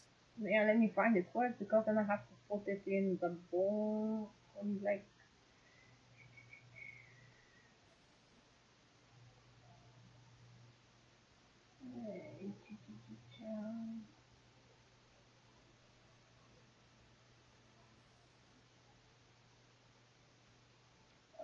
Okay. I can put an invocation where it adds my charisma modifier to the damage it deals on a hit. So that's an option. Yep, that's usually the normal one if you're going to use Eldritch Blast.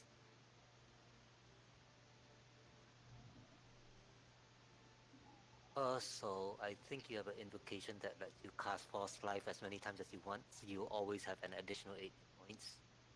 If that tickles you. Mage armor was working only if you have no armor, right? No, it works all the time, but since you have studded, if you have studded, it just gives Okay, you one now, more armor class. So not, isn't mage armor for like sorcerers and wizards that do not wear armor? yeah, And it lasts for 8 hours, yeah, because I'm using mage armor on my wizard. And I think the yep. prerequisite was not to be wearing an armor, and I am wearing an armor. So that's not... I can do beat pitch. But it says without expending a spell slot. So I don't So that have... means you cast it for free. Yeah, it's interesting. I don't have that spell in my list.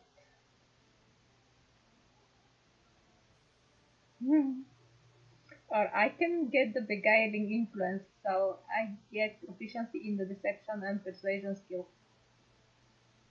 But if I already have a proficiency in deception and persuasion. Would that make it double, like the expertise? That's a good question, I think. And our I don't DM think left. you get expertise. What invocation was that? Beguiling influence. It's from the original player handbook. It says you gain proficiency in the deception and persuasion skill. Yep, you just get proficiency, that's it. But usually most DMs will let you pick another skill if you already have it.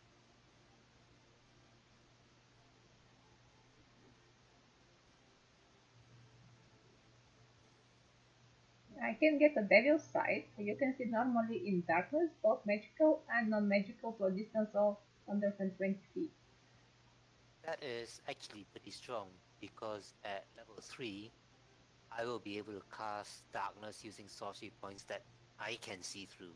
So with this, you will also be able to see through it.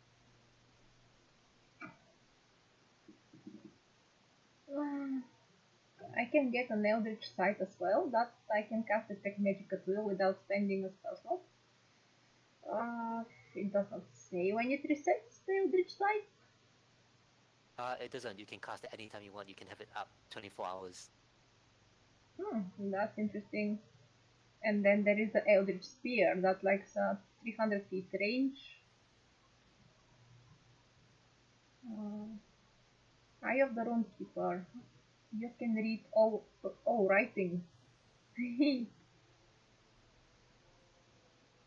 That sounds very, very good for my spy person, like Eyes of the Runekeeper. There's so many that are really good in the first book. Okay, last first level.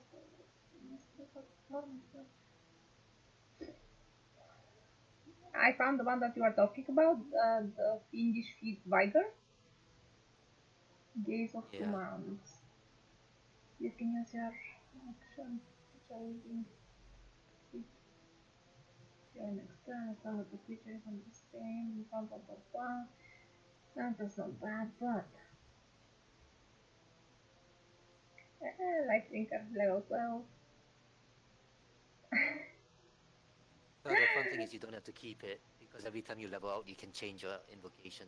So you can swap one out for another one. Probably, and I'm actually wondering, should I take Mask of Many Faces? That's one of my favorite magical items. Mask of Many Faces.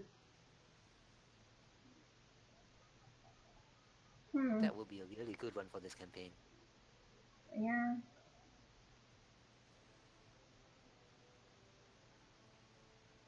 Considering the Eldritch Blast has a range of 120, I think, doesn't it not?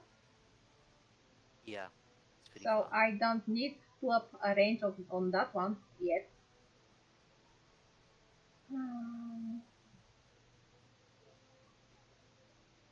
Misty Vision. One with Shadows. No. Level 5. Level 9.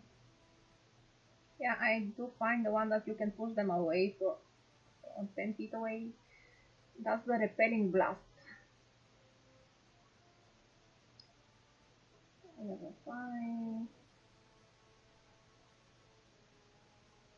He for 5 feet. Oh, that's nice. Bane is a very powerful spell. Yeah. Oh, but it takes my only one spell slot. That's my problem. I already have 4 spells and 1 spell slot. Still 1 spell slot. Yeah, and if I'm getting more spells, So you do get your spell slots back on your on short a rest. short rest. Yes. How many short rests did you have? First session. 0. But we didn't have any long rests either, and we only had one battle. So. Uh,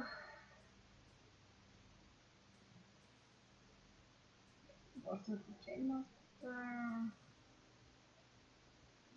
Level 15.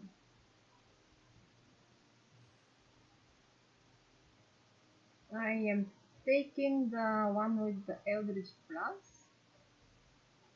That actually adds my modifier. Which one was Yep, that? that's a good one. I think, no, that was not Eldritch. The Eldritch Spear was the range. What was the other one called?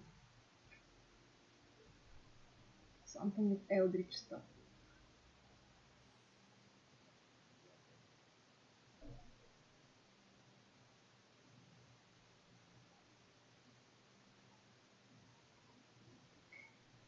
I found it and I lost it. Oh, agonizing blast. So I am taking agonizing blast. One and okay. Oh my god, which one should I take second?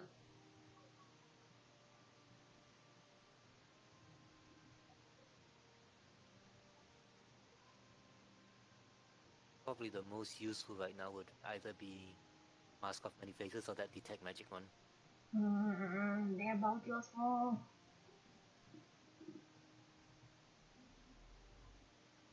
Let me see. Am I getting one more invocation at third level is the question. And the answer is no. But you can change it. True. That thing is good to start at level 5. Sort of.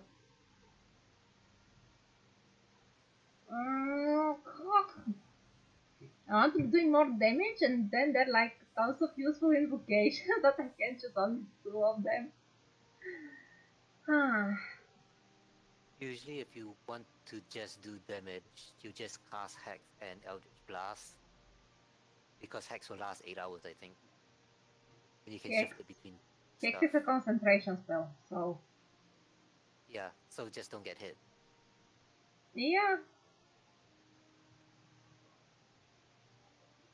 But still, I'm looking for the invocations, and I already put the one that will add my charisma bonus to the damage if I hit, so that's a good one.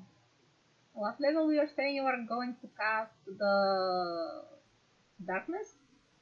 Next level, level 3. Oh, level 3, then I can. It's not guaranteed that I'll cast Darkness though, because sorcery points are used for other things as well.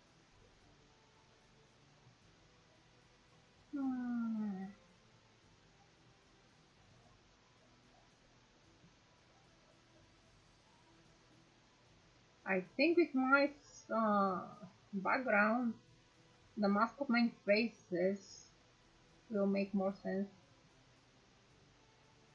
as I'm playing a spy. That's pretty thematic. Huh? That's quite thematic. Yeah. Let me see where is the there Mask of Many Faces.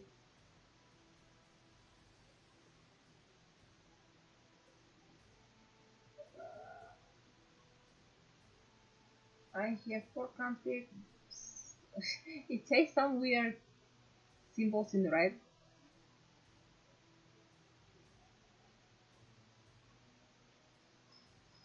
I did not place any spells.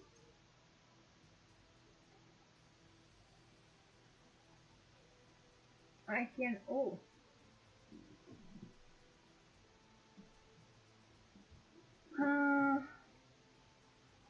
It actually asked me which spells I want to do.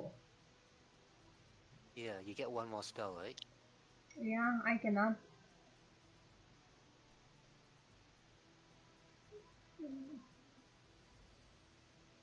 No, I don't want to do Hellish Rebuke because it will get only one spell slot that I have. That's interesting. Spell list.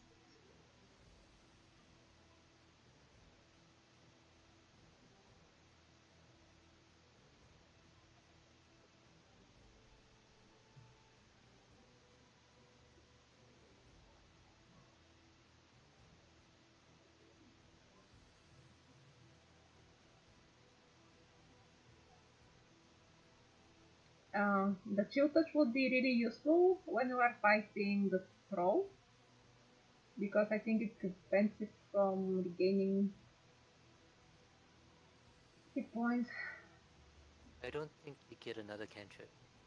No, but it's showing me the cantrips as well here.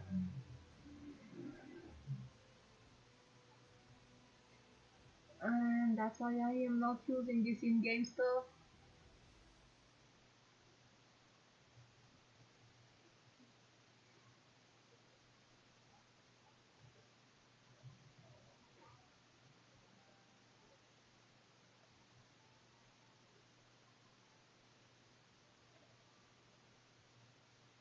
Yeah, look, this one.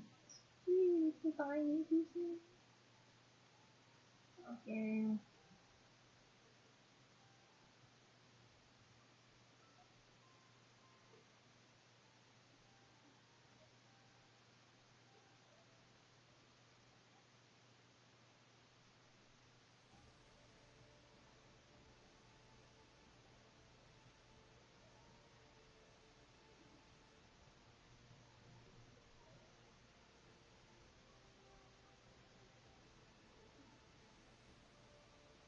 Arms of Hadar is quite interesting.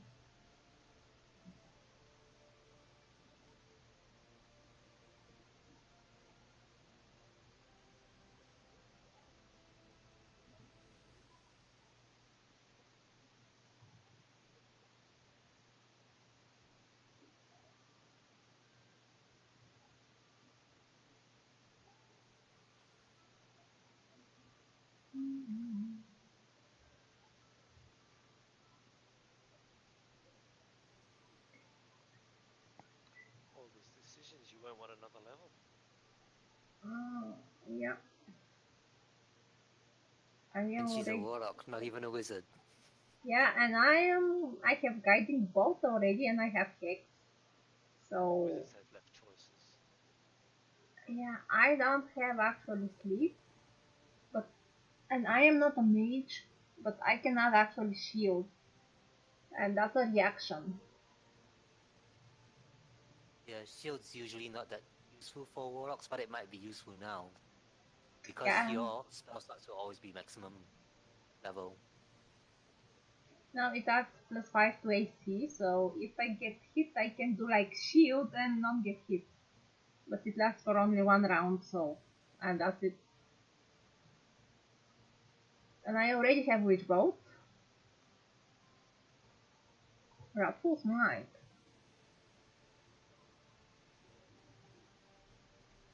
Hit with a melee weapon. Nope.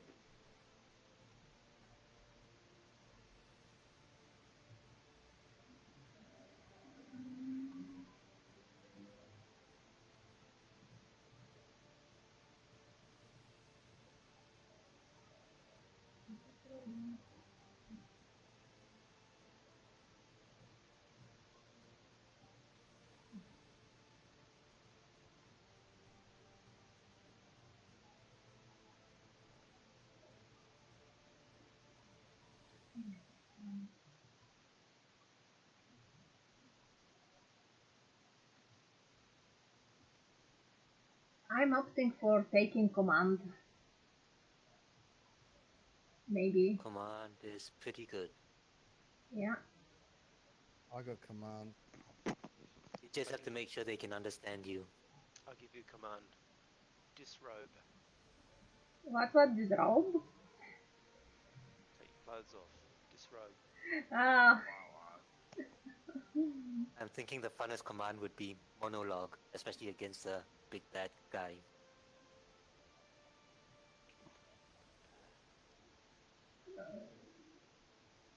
I assume I cannot cast comprehend languages on a spiritual. Maybe. Even though it is listed in the Warlock spell list. Once you get your pack magic, if you go pact of the book thing or pact of law or whatever, you can then cast ritual spells and you won't have to know them, I think. You just copy them into your book. Hmm. Pack of the Tome, that's what it was called. Yeah, Pact of the Throne. I was thinking about that. Since I'm not a hex blade, I don't need the fact of the blade.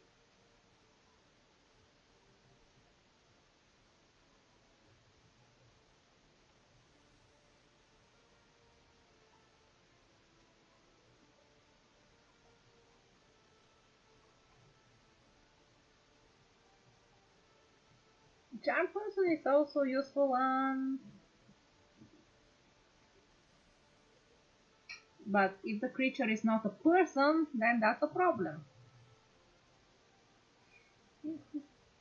Also, I'm assuming you have high charisma, so you probably don't need it that badly. I do have high charisma. Really high charisma.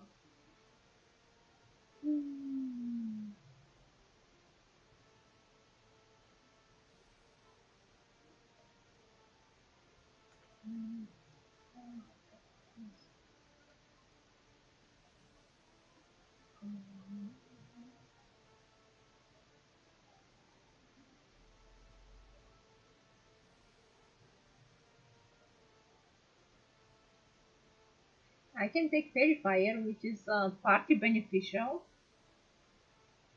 That is gonna be very strong given our rogues. Yeah, but they should not be in the zone area. No, I mean it's very helpful for them because if they get advantage, it means they get sneak attack automatically. Unless they are in there and something can sneak attack them. I don't think they will care that much.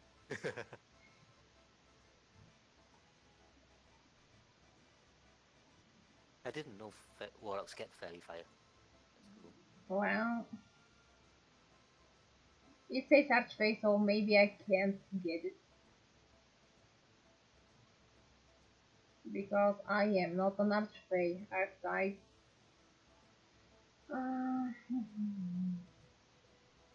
It's in the list, but it's listed as an Archfey. Ah, okay, so you don't get it. Yeah, and there is an Undying Warlock. So I guess I don't get that one either.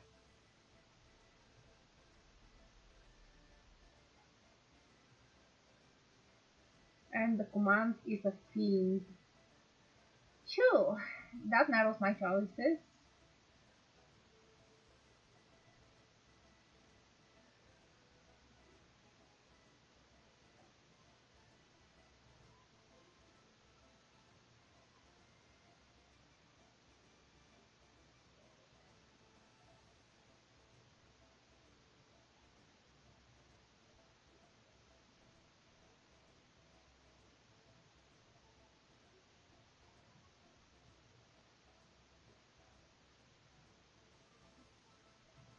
Hmm.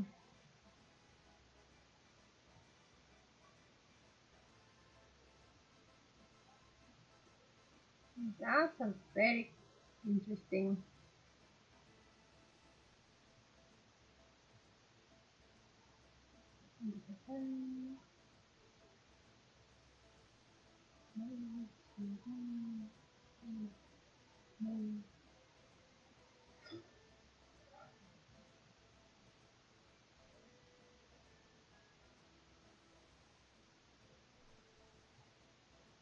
I don't have a lot of choices if I disregard the rest.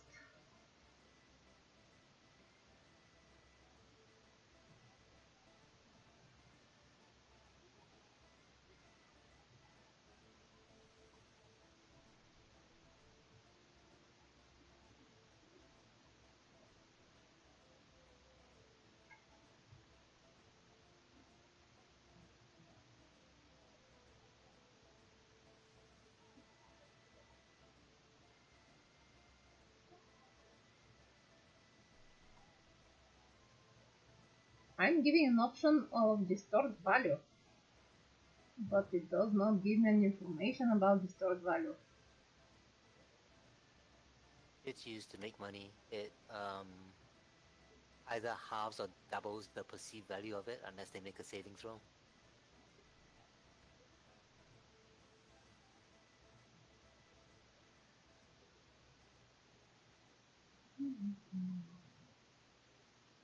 No, it actually lets me have command.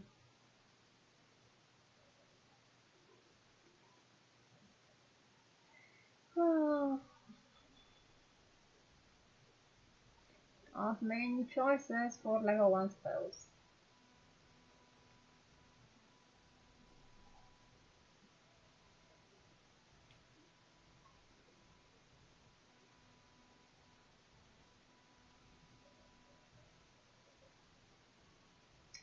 Okay, what should I do? What should I do?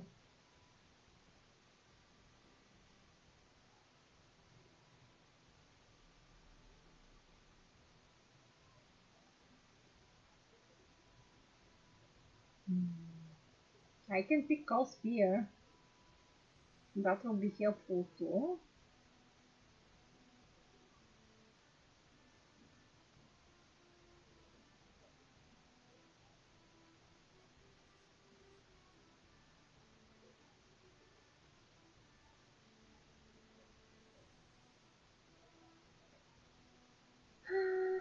Hmm.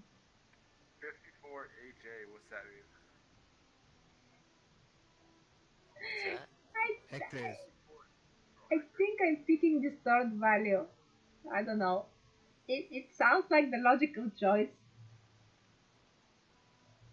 You want money? Yeah, why not? Yeah, you're a fence, so why not? Yeah, I'm fence, sure. No offense. No offense. Yeah, the third value, totally. Okay, before leveling, after leveling. Oh, I get agency points after leveling.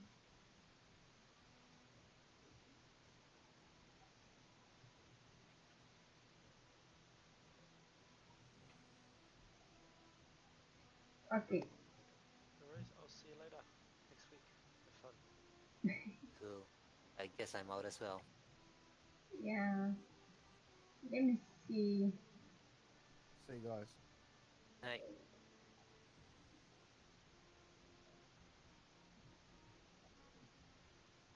Yes, I am proficient in deception and perception, so I'm not proficient in sleight of hand, Dude, that's a lot of acres. It's a big property. but I am proficient in investigation. 135 acres. Yep. That's only slightly smaller than our family farm. And I'm proficient in Yeah. stealth. I think our family farm is 185. Whoa.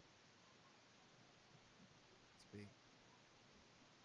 Your characters kick 74 ass. hectares. It's big. Most of Most it's of flat. it's, yeah, ours is not. It's a lot of hills, a lot of clay. There's I'm just about a testing. Okay, this 30 prompts acre me at what piece level? and Yeah. about 80 of it is woods. What do they call it? Short, hard growth oak. All right.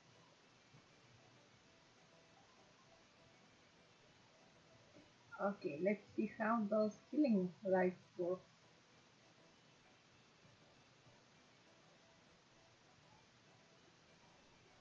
It's interesting.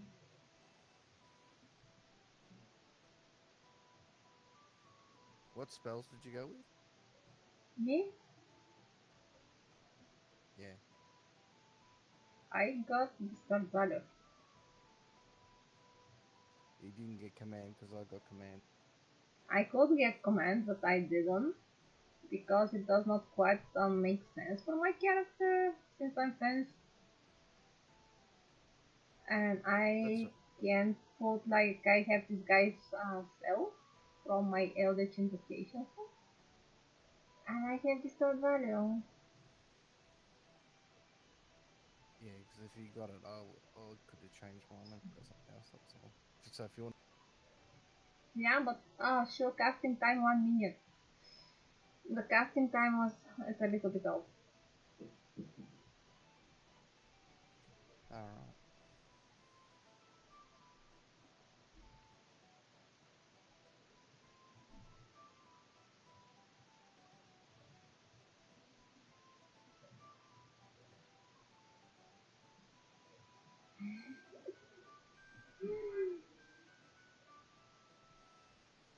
trying to find you another photo. See. Oh, no worries.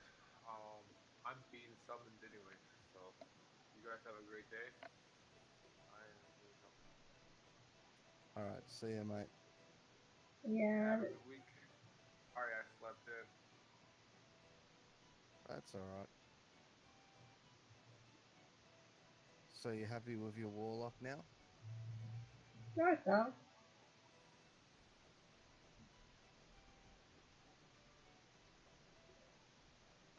I reckon it's a good balance we've got in the team anyway. So Now I can look like another person and not a cat person anymore.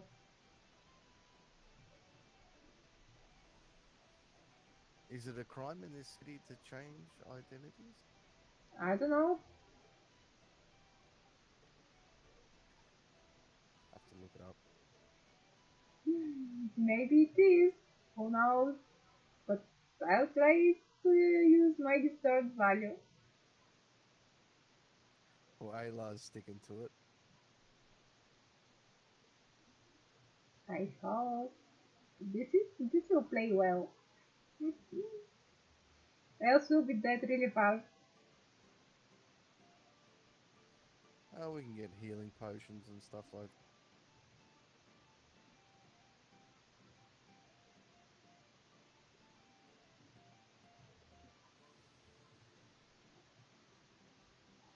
Yeah, that's a good idea if you have money. So far I have 24 gold. Oh, you got more than me. I'm down eight gold coins.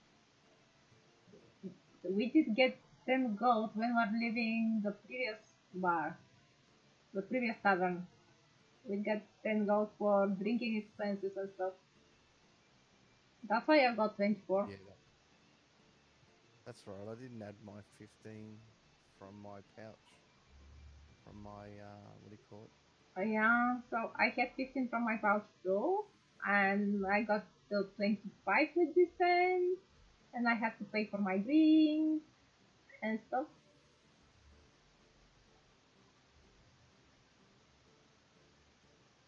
It should be interesting. Should be fun. Yeah.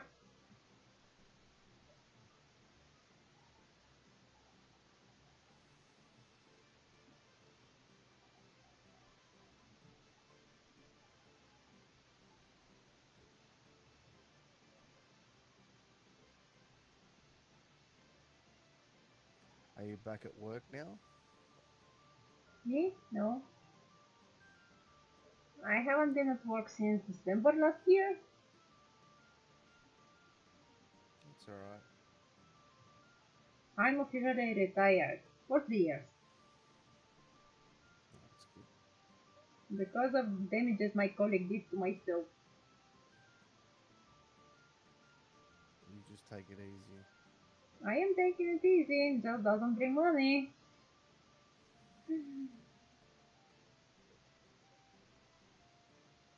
Though gaming is pretty fun.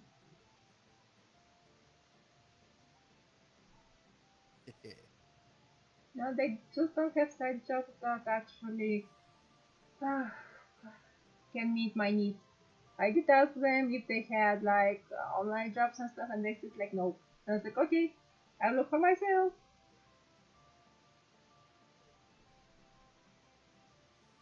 Oh, maybe you can invent something for yourself. Yeah, feeling nice, really feeling nice.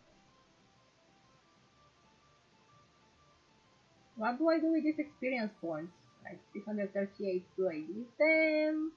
Do I add more for the next level? No, they stay there and then we build on it. Okay. Then I assume the hammer and anvil stuff appear after we add more points. Yep. Okay, good to know. I'm playing a very interesting campaign. I'm a rogue, like Saturday morning, and I picked the magic initiate key just to have mage hand, and I actually, because I'm playing a pirate, my character is all about treasure, but I was choosing between detect magic and identify, and I picked identify. So I had to find pearl or pearls that were worth like hundreds of gold. And another party member found them, and I've been telling them that I need something that's like that, and he refused to give me the item, and I was like so furious. So I'm being very suspicious and evil towards him, and very helpful towards the rest of the party. Yeah, but you're a pirate too, so you can sort of rough them up and take them back. Yeah, but our dungeon master was no killing and stealing from the party members. I was like, okay. So my character took the next logical step. I went solo to look for my pearl. And I decided to tag along. Yeah, and it was very fun because it was like a pearl necklace that caused fear when used. And unfortunately for the person that got it, he got feared as well himself. So he could not go near the monsters to attack them because he got feared from them. So they got fear from him. Now I found my magic pearl. Right. I'm just not going to be nice. I'm playing this like a bitch-like character towards that person only because he didn't give me the pearls. So he found them from a monster that dropped them in the water, and he gave them, and he's pretending that they are memento. I was like, okay, I can draw you a picture as a memento, but he's still not giving them up. And I have other items that I want to identify, but I'm still holding to them. He's like, I can lend you my pearl necklace for the identification, and I came with some pretty stupid analogy, so I didn't tell them about that. What he can do with the pearls. So I just refused to identify the items for them, so they had to go around us, do some testing, spend a lot of gold. He's like, I'll give you the gold for the pearl. I was like, I don't care about the gold because I do have the gold for the pearl myself. I just need the pearl or pearl object. That's 100 gold or more. And I have only like one stupid spell. And that person undercut me. And he's like new to our campaign. So I'm totally against him, whatever he does. So whose group's better, our group or that? What? Which group is better that you play with, that group that you're playing with there, or us? You guys. Always been better. That group actually, a lot of people dropped out, so we had to hire new people. The people that dropped out, that group was really fun too. Yeah, you gotta hate that. Yeah. Well, life happens, so they dropped for personal reasons. Which is okay. True. Because of that, I rewrote my character. I actually tried not the celestial rogue, the one with the magic stuff. I didn't like it much. Keep forgetting its name. I know what you're talking about. Yeah, I only like the mage hand. That's why I picked that piece. And I'm playing a swashbuckler there. It's pretty cool. Swashbuckler would be good. Yeah, swashbuckler is good if you manage to hit things. The if part is very important.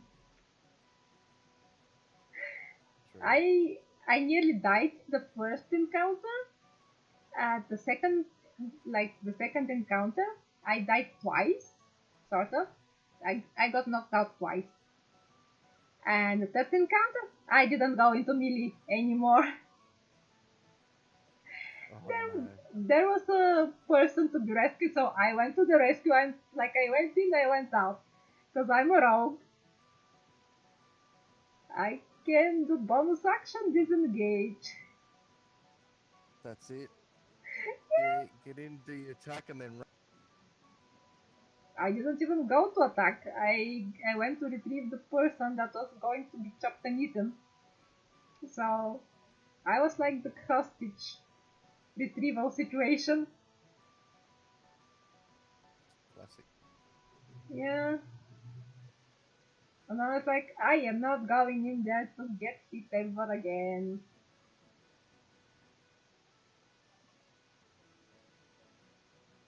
I'm thinking because we are starting level 4, and I got this magic initiate only because of the mage hand. And then the identify self. That view, actually, that fits very good of pirate background. Yeah, it would be pretty good. Well, mine's sort of different. I mean, my character that I'm playing now is a pirate, but he's more like a rough sort of thing trying to redeem himself, like a rough. I'm not a bad pirate, so I didn't go with the bad reputation. I became a pirate because my ship was attacked by pirates, so I had to become a pirate after that. After my crew went pretty much dead, like most of my crew. So I'm on a path of revenge as a pirate. I thought I'd take bad reputation because I could use it in town to get information and do stuff that I could get away with, but then they put the laws up and it said you can't do it. I'm still doing this and stuff. Like I broke into an abandoned jewel store just to look for my pearl.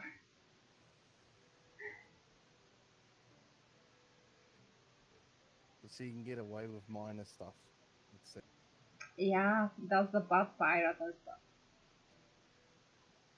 I might turn actually to be a bad pirate at some point if my party keeps this up or that person. He's one of the incoming guys. The other incoming guy actually, we made up our story to be like friends, like did some adventuring together and stuff. So with that second person, the role playing is really nice, and I that's get good. to actually speak my mind more openly as a character. Like outside the party, I'm like openly hostile towards that person that did not want to give me the pearls. Oh, why not? Yeah, and I'm playing chaotic neutral, so it fits very well because I'm doing as much good as I'm doing bad. It's definitely chaotic neutral. Yeah, I'm just getting a little bit angry because the DM pointed that I could actually, when he gave me the pearls for identification, I could not give them back, and I was like, oh sure, I didn't think about that when that happened, so I could just keep the pearls. Yep, your DM should have sorted that out.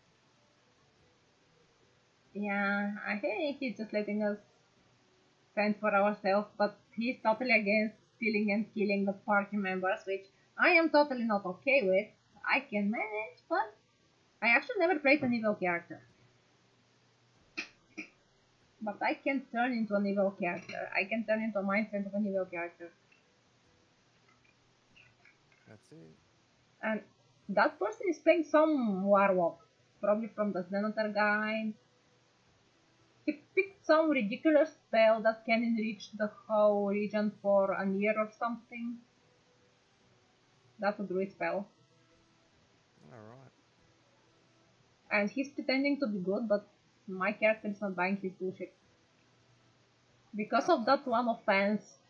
So yeah, I work with him, but I won't work like to help him. And that's actually my pirate background character that I'll do anything for my friends, and my foes are getting to get hell out of from me. So the rest of the party are my friends. He is not a friend of mine. He's just traveling with the party. So I have to discuss it with the DM if I actually roll like lows between below 5 or 10 when I'm hitting, because right now I'm playing a chicken a little bit, like shooting from afar with a bow, I have to ask him if I roll like below 5 on a hit and he's in a line of sight of me trying to hit a monster, would I be able to hit him instead of the monster? Classic. I don't know. I feel like that's turning evil towards him. Like trying to kill him or stuff like that, like not openly attacking him. Pretending not to be not really good with aiming. Maybe that's why they can't keep players, because their players aren't very nice. No, the other guys are actually nice. They were good. Oh, those ones are good. Oh, okay. I don't think that's like the person's fault. I think he decided to play that type of character. So Yeah. if he plays like that, I'll play that like that too. Yeah, but it's always nice to help your teammates out. Yeah, looks like it's fun to shoot them in the back wall. Because of the mage hand, I role played like I snuck up on my friends, like seaweeds, and I put them in the back of his shirt, and so they slipped through his back, and he got totally spooked out. Nice. That was like my revenge because he was mocking me and trying to make me burn some baby dragonflies. Ah, and it turns out that the dragonflies were pretty potent, and I died because of an acid damage from the dragonfly. I was like, next time I'll burn every baby stuff I find out, especially if they're bad. Because of that one incident and that knocking. I love a good roleplay. It's fun. I'm trying to roleplay this character now at the moment. The dwarf. Yeah. Because when I played Zug, it was I'm still learning when I was playing Zug, so now I can sort of play a bit better. Well, most of the people that are playing, they cannot roleplay like you're going to an NPC and then I tell him and they tell him something that they should like. I approach the barons like and they like try to speak like to not to a person actual to an actual person, not to like a third person object. Yeah. But it's hard for some people. It is. It is. Anyway, I'll be going because I'm hungry. Oh gosh, and it's already 3 o'clock for me. I have things to do. I have more streaming to Go. do. Good stuff. Go and enjoy yourself. Yeah, We'll see you you next week. too. See you next week. I'm gonna have fun. Sam is pretty funny character. That's it. Yeah, yeah. He was the one that was crying, right? Like the little girl, and I was like, I'm gonna smack you if you don't stop crying. Yep. That's part of the role playing, like presenting a good face towards the crowd and do the bad stuff behind their back. That's it. If you can get a laugh out of someone, that's pretty good too. Yeah. Because like he was crying, but he was overdoing it. And I knew he was overdoing it. Yeah, because he wanted to make it fun. He wanted to get a reaction. Yeah, you get a reaction where you can get bitch slapped. That's probably the reaction he wanted. Maybe. I don't know.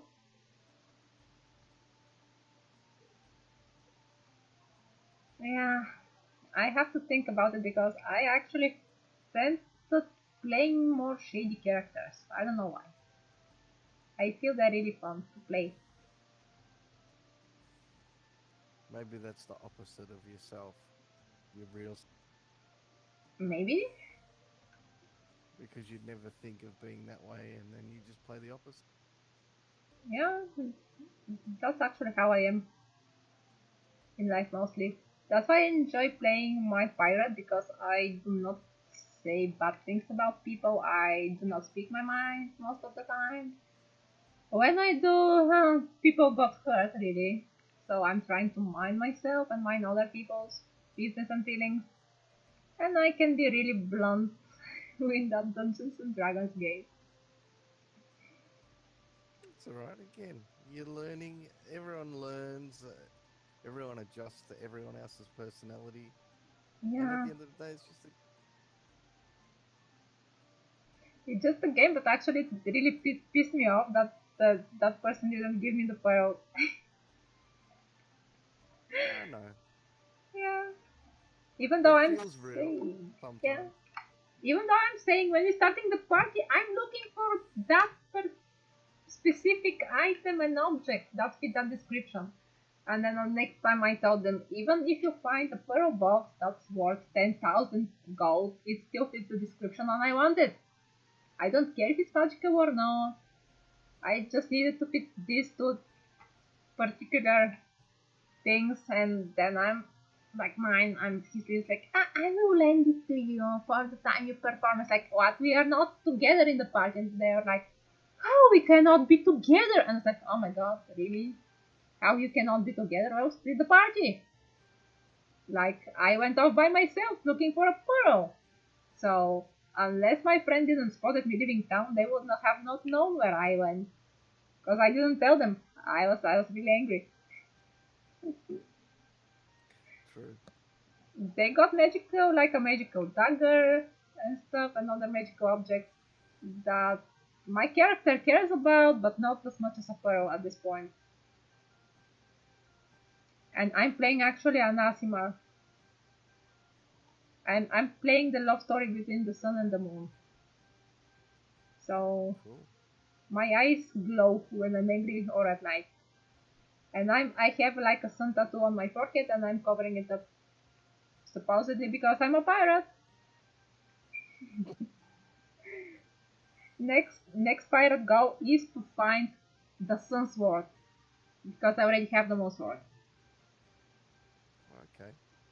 I was if I'm doing dual wielding, I was thinking going like 8 level either dual wielding or starting this.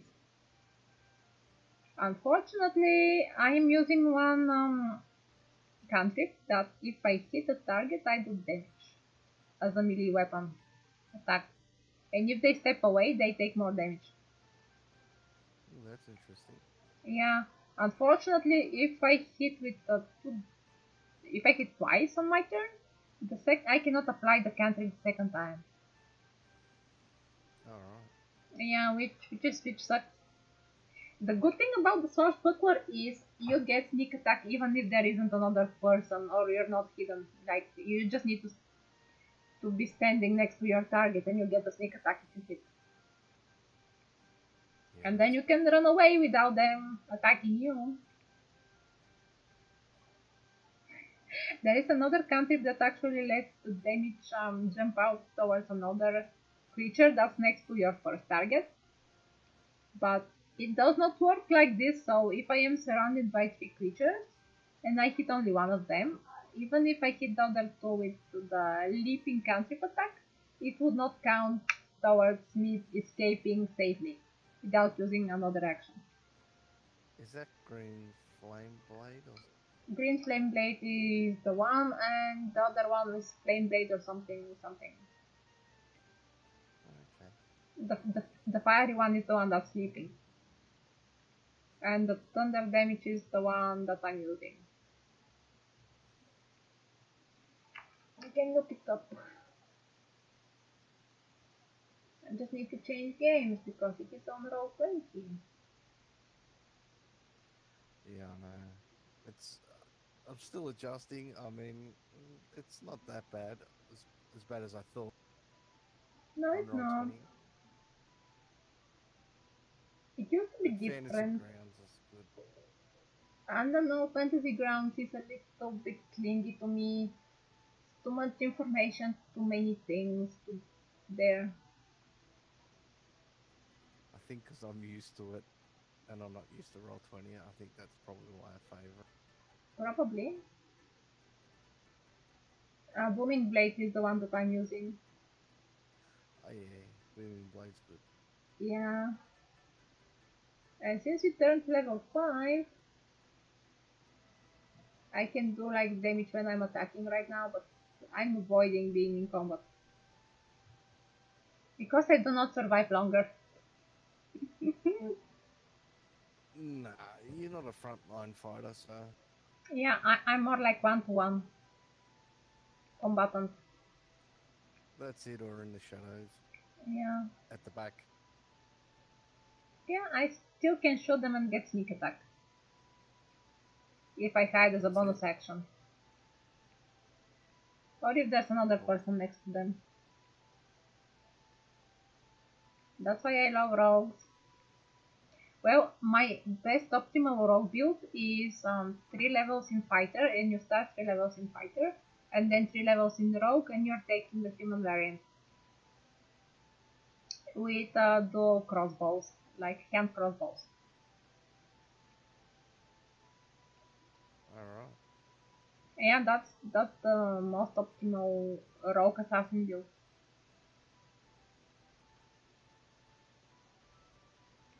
And that's actually my very first Dungeons and Dragons character.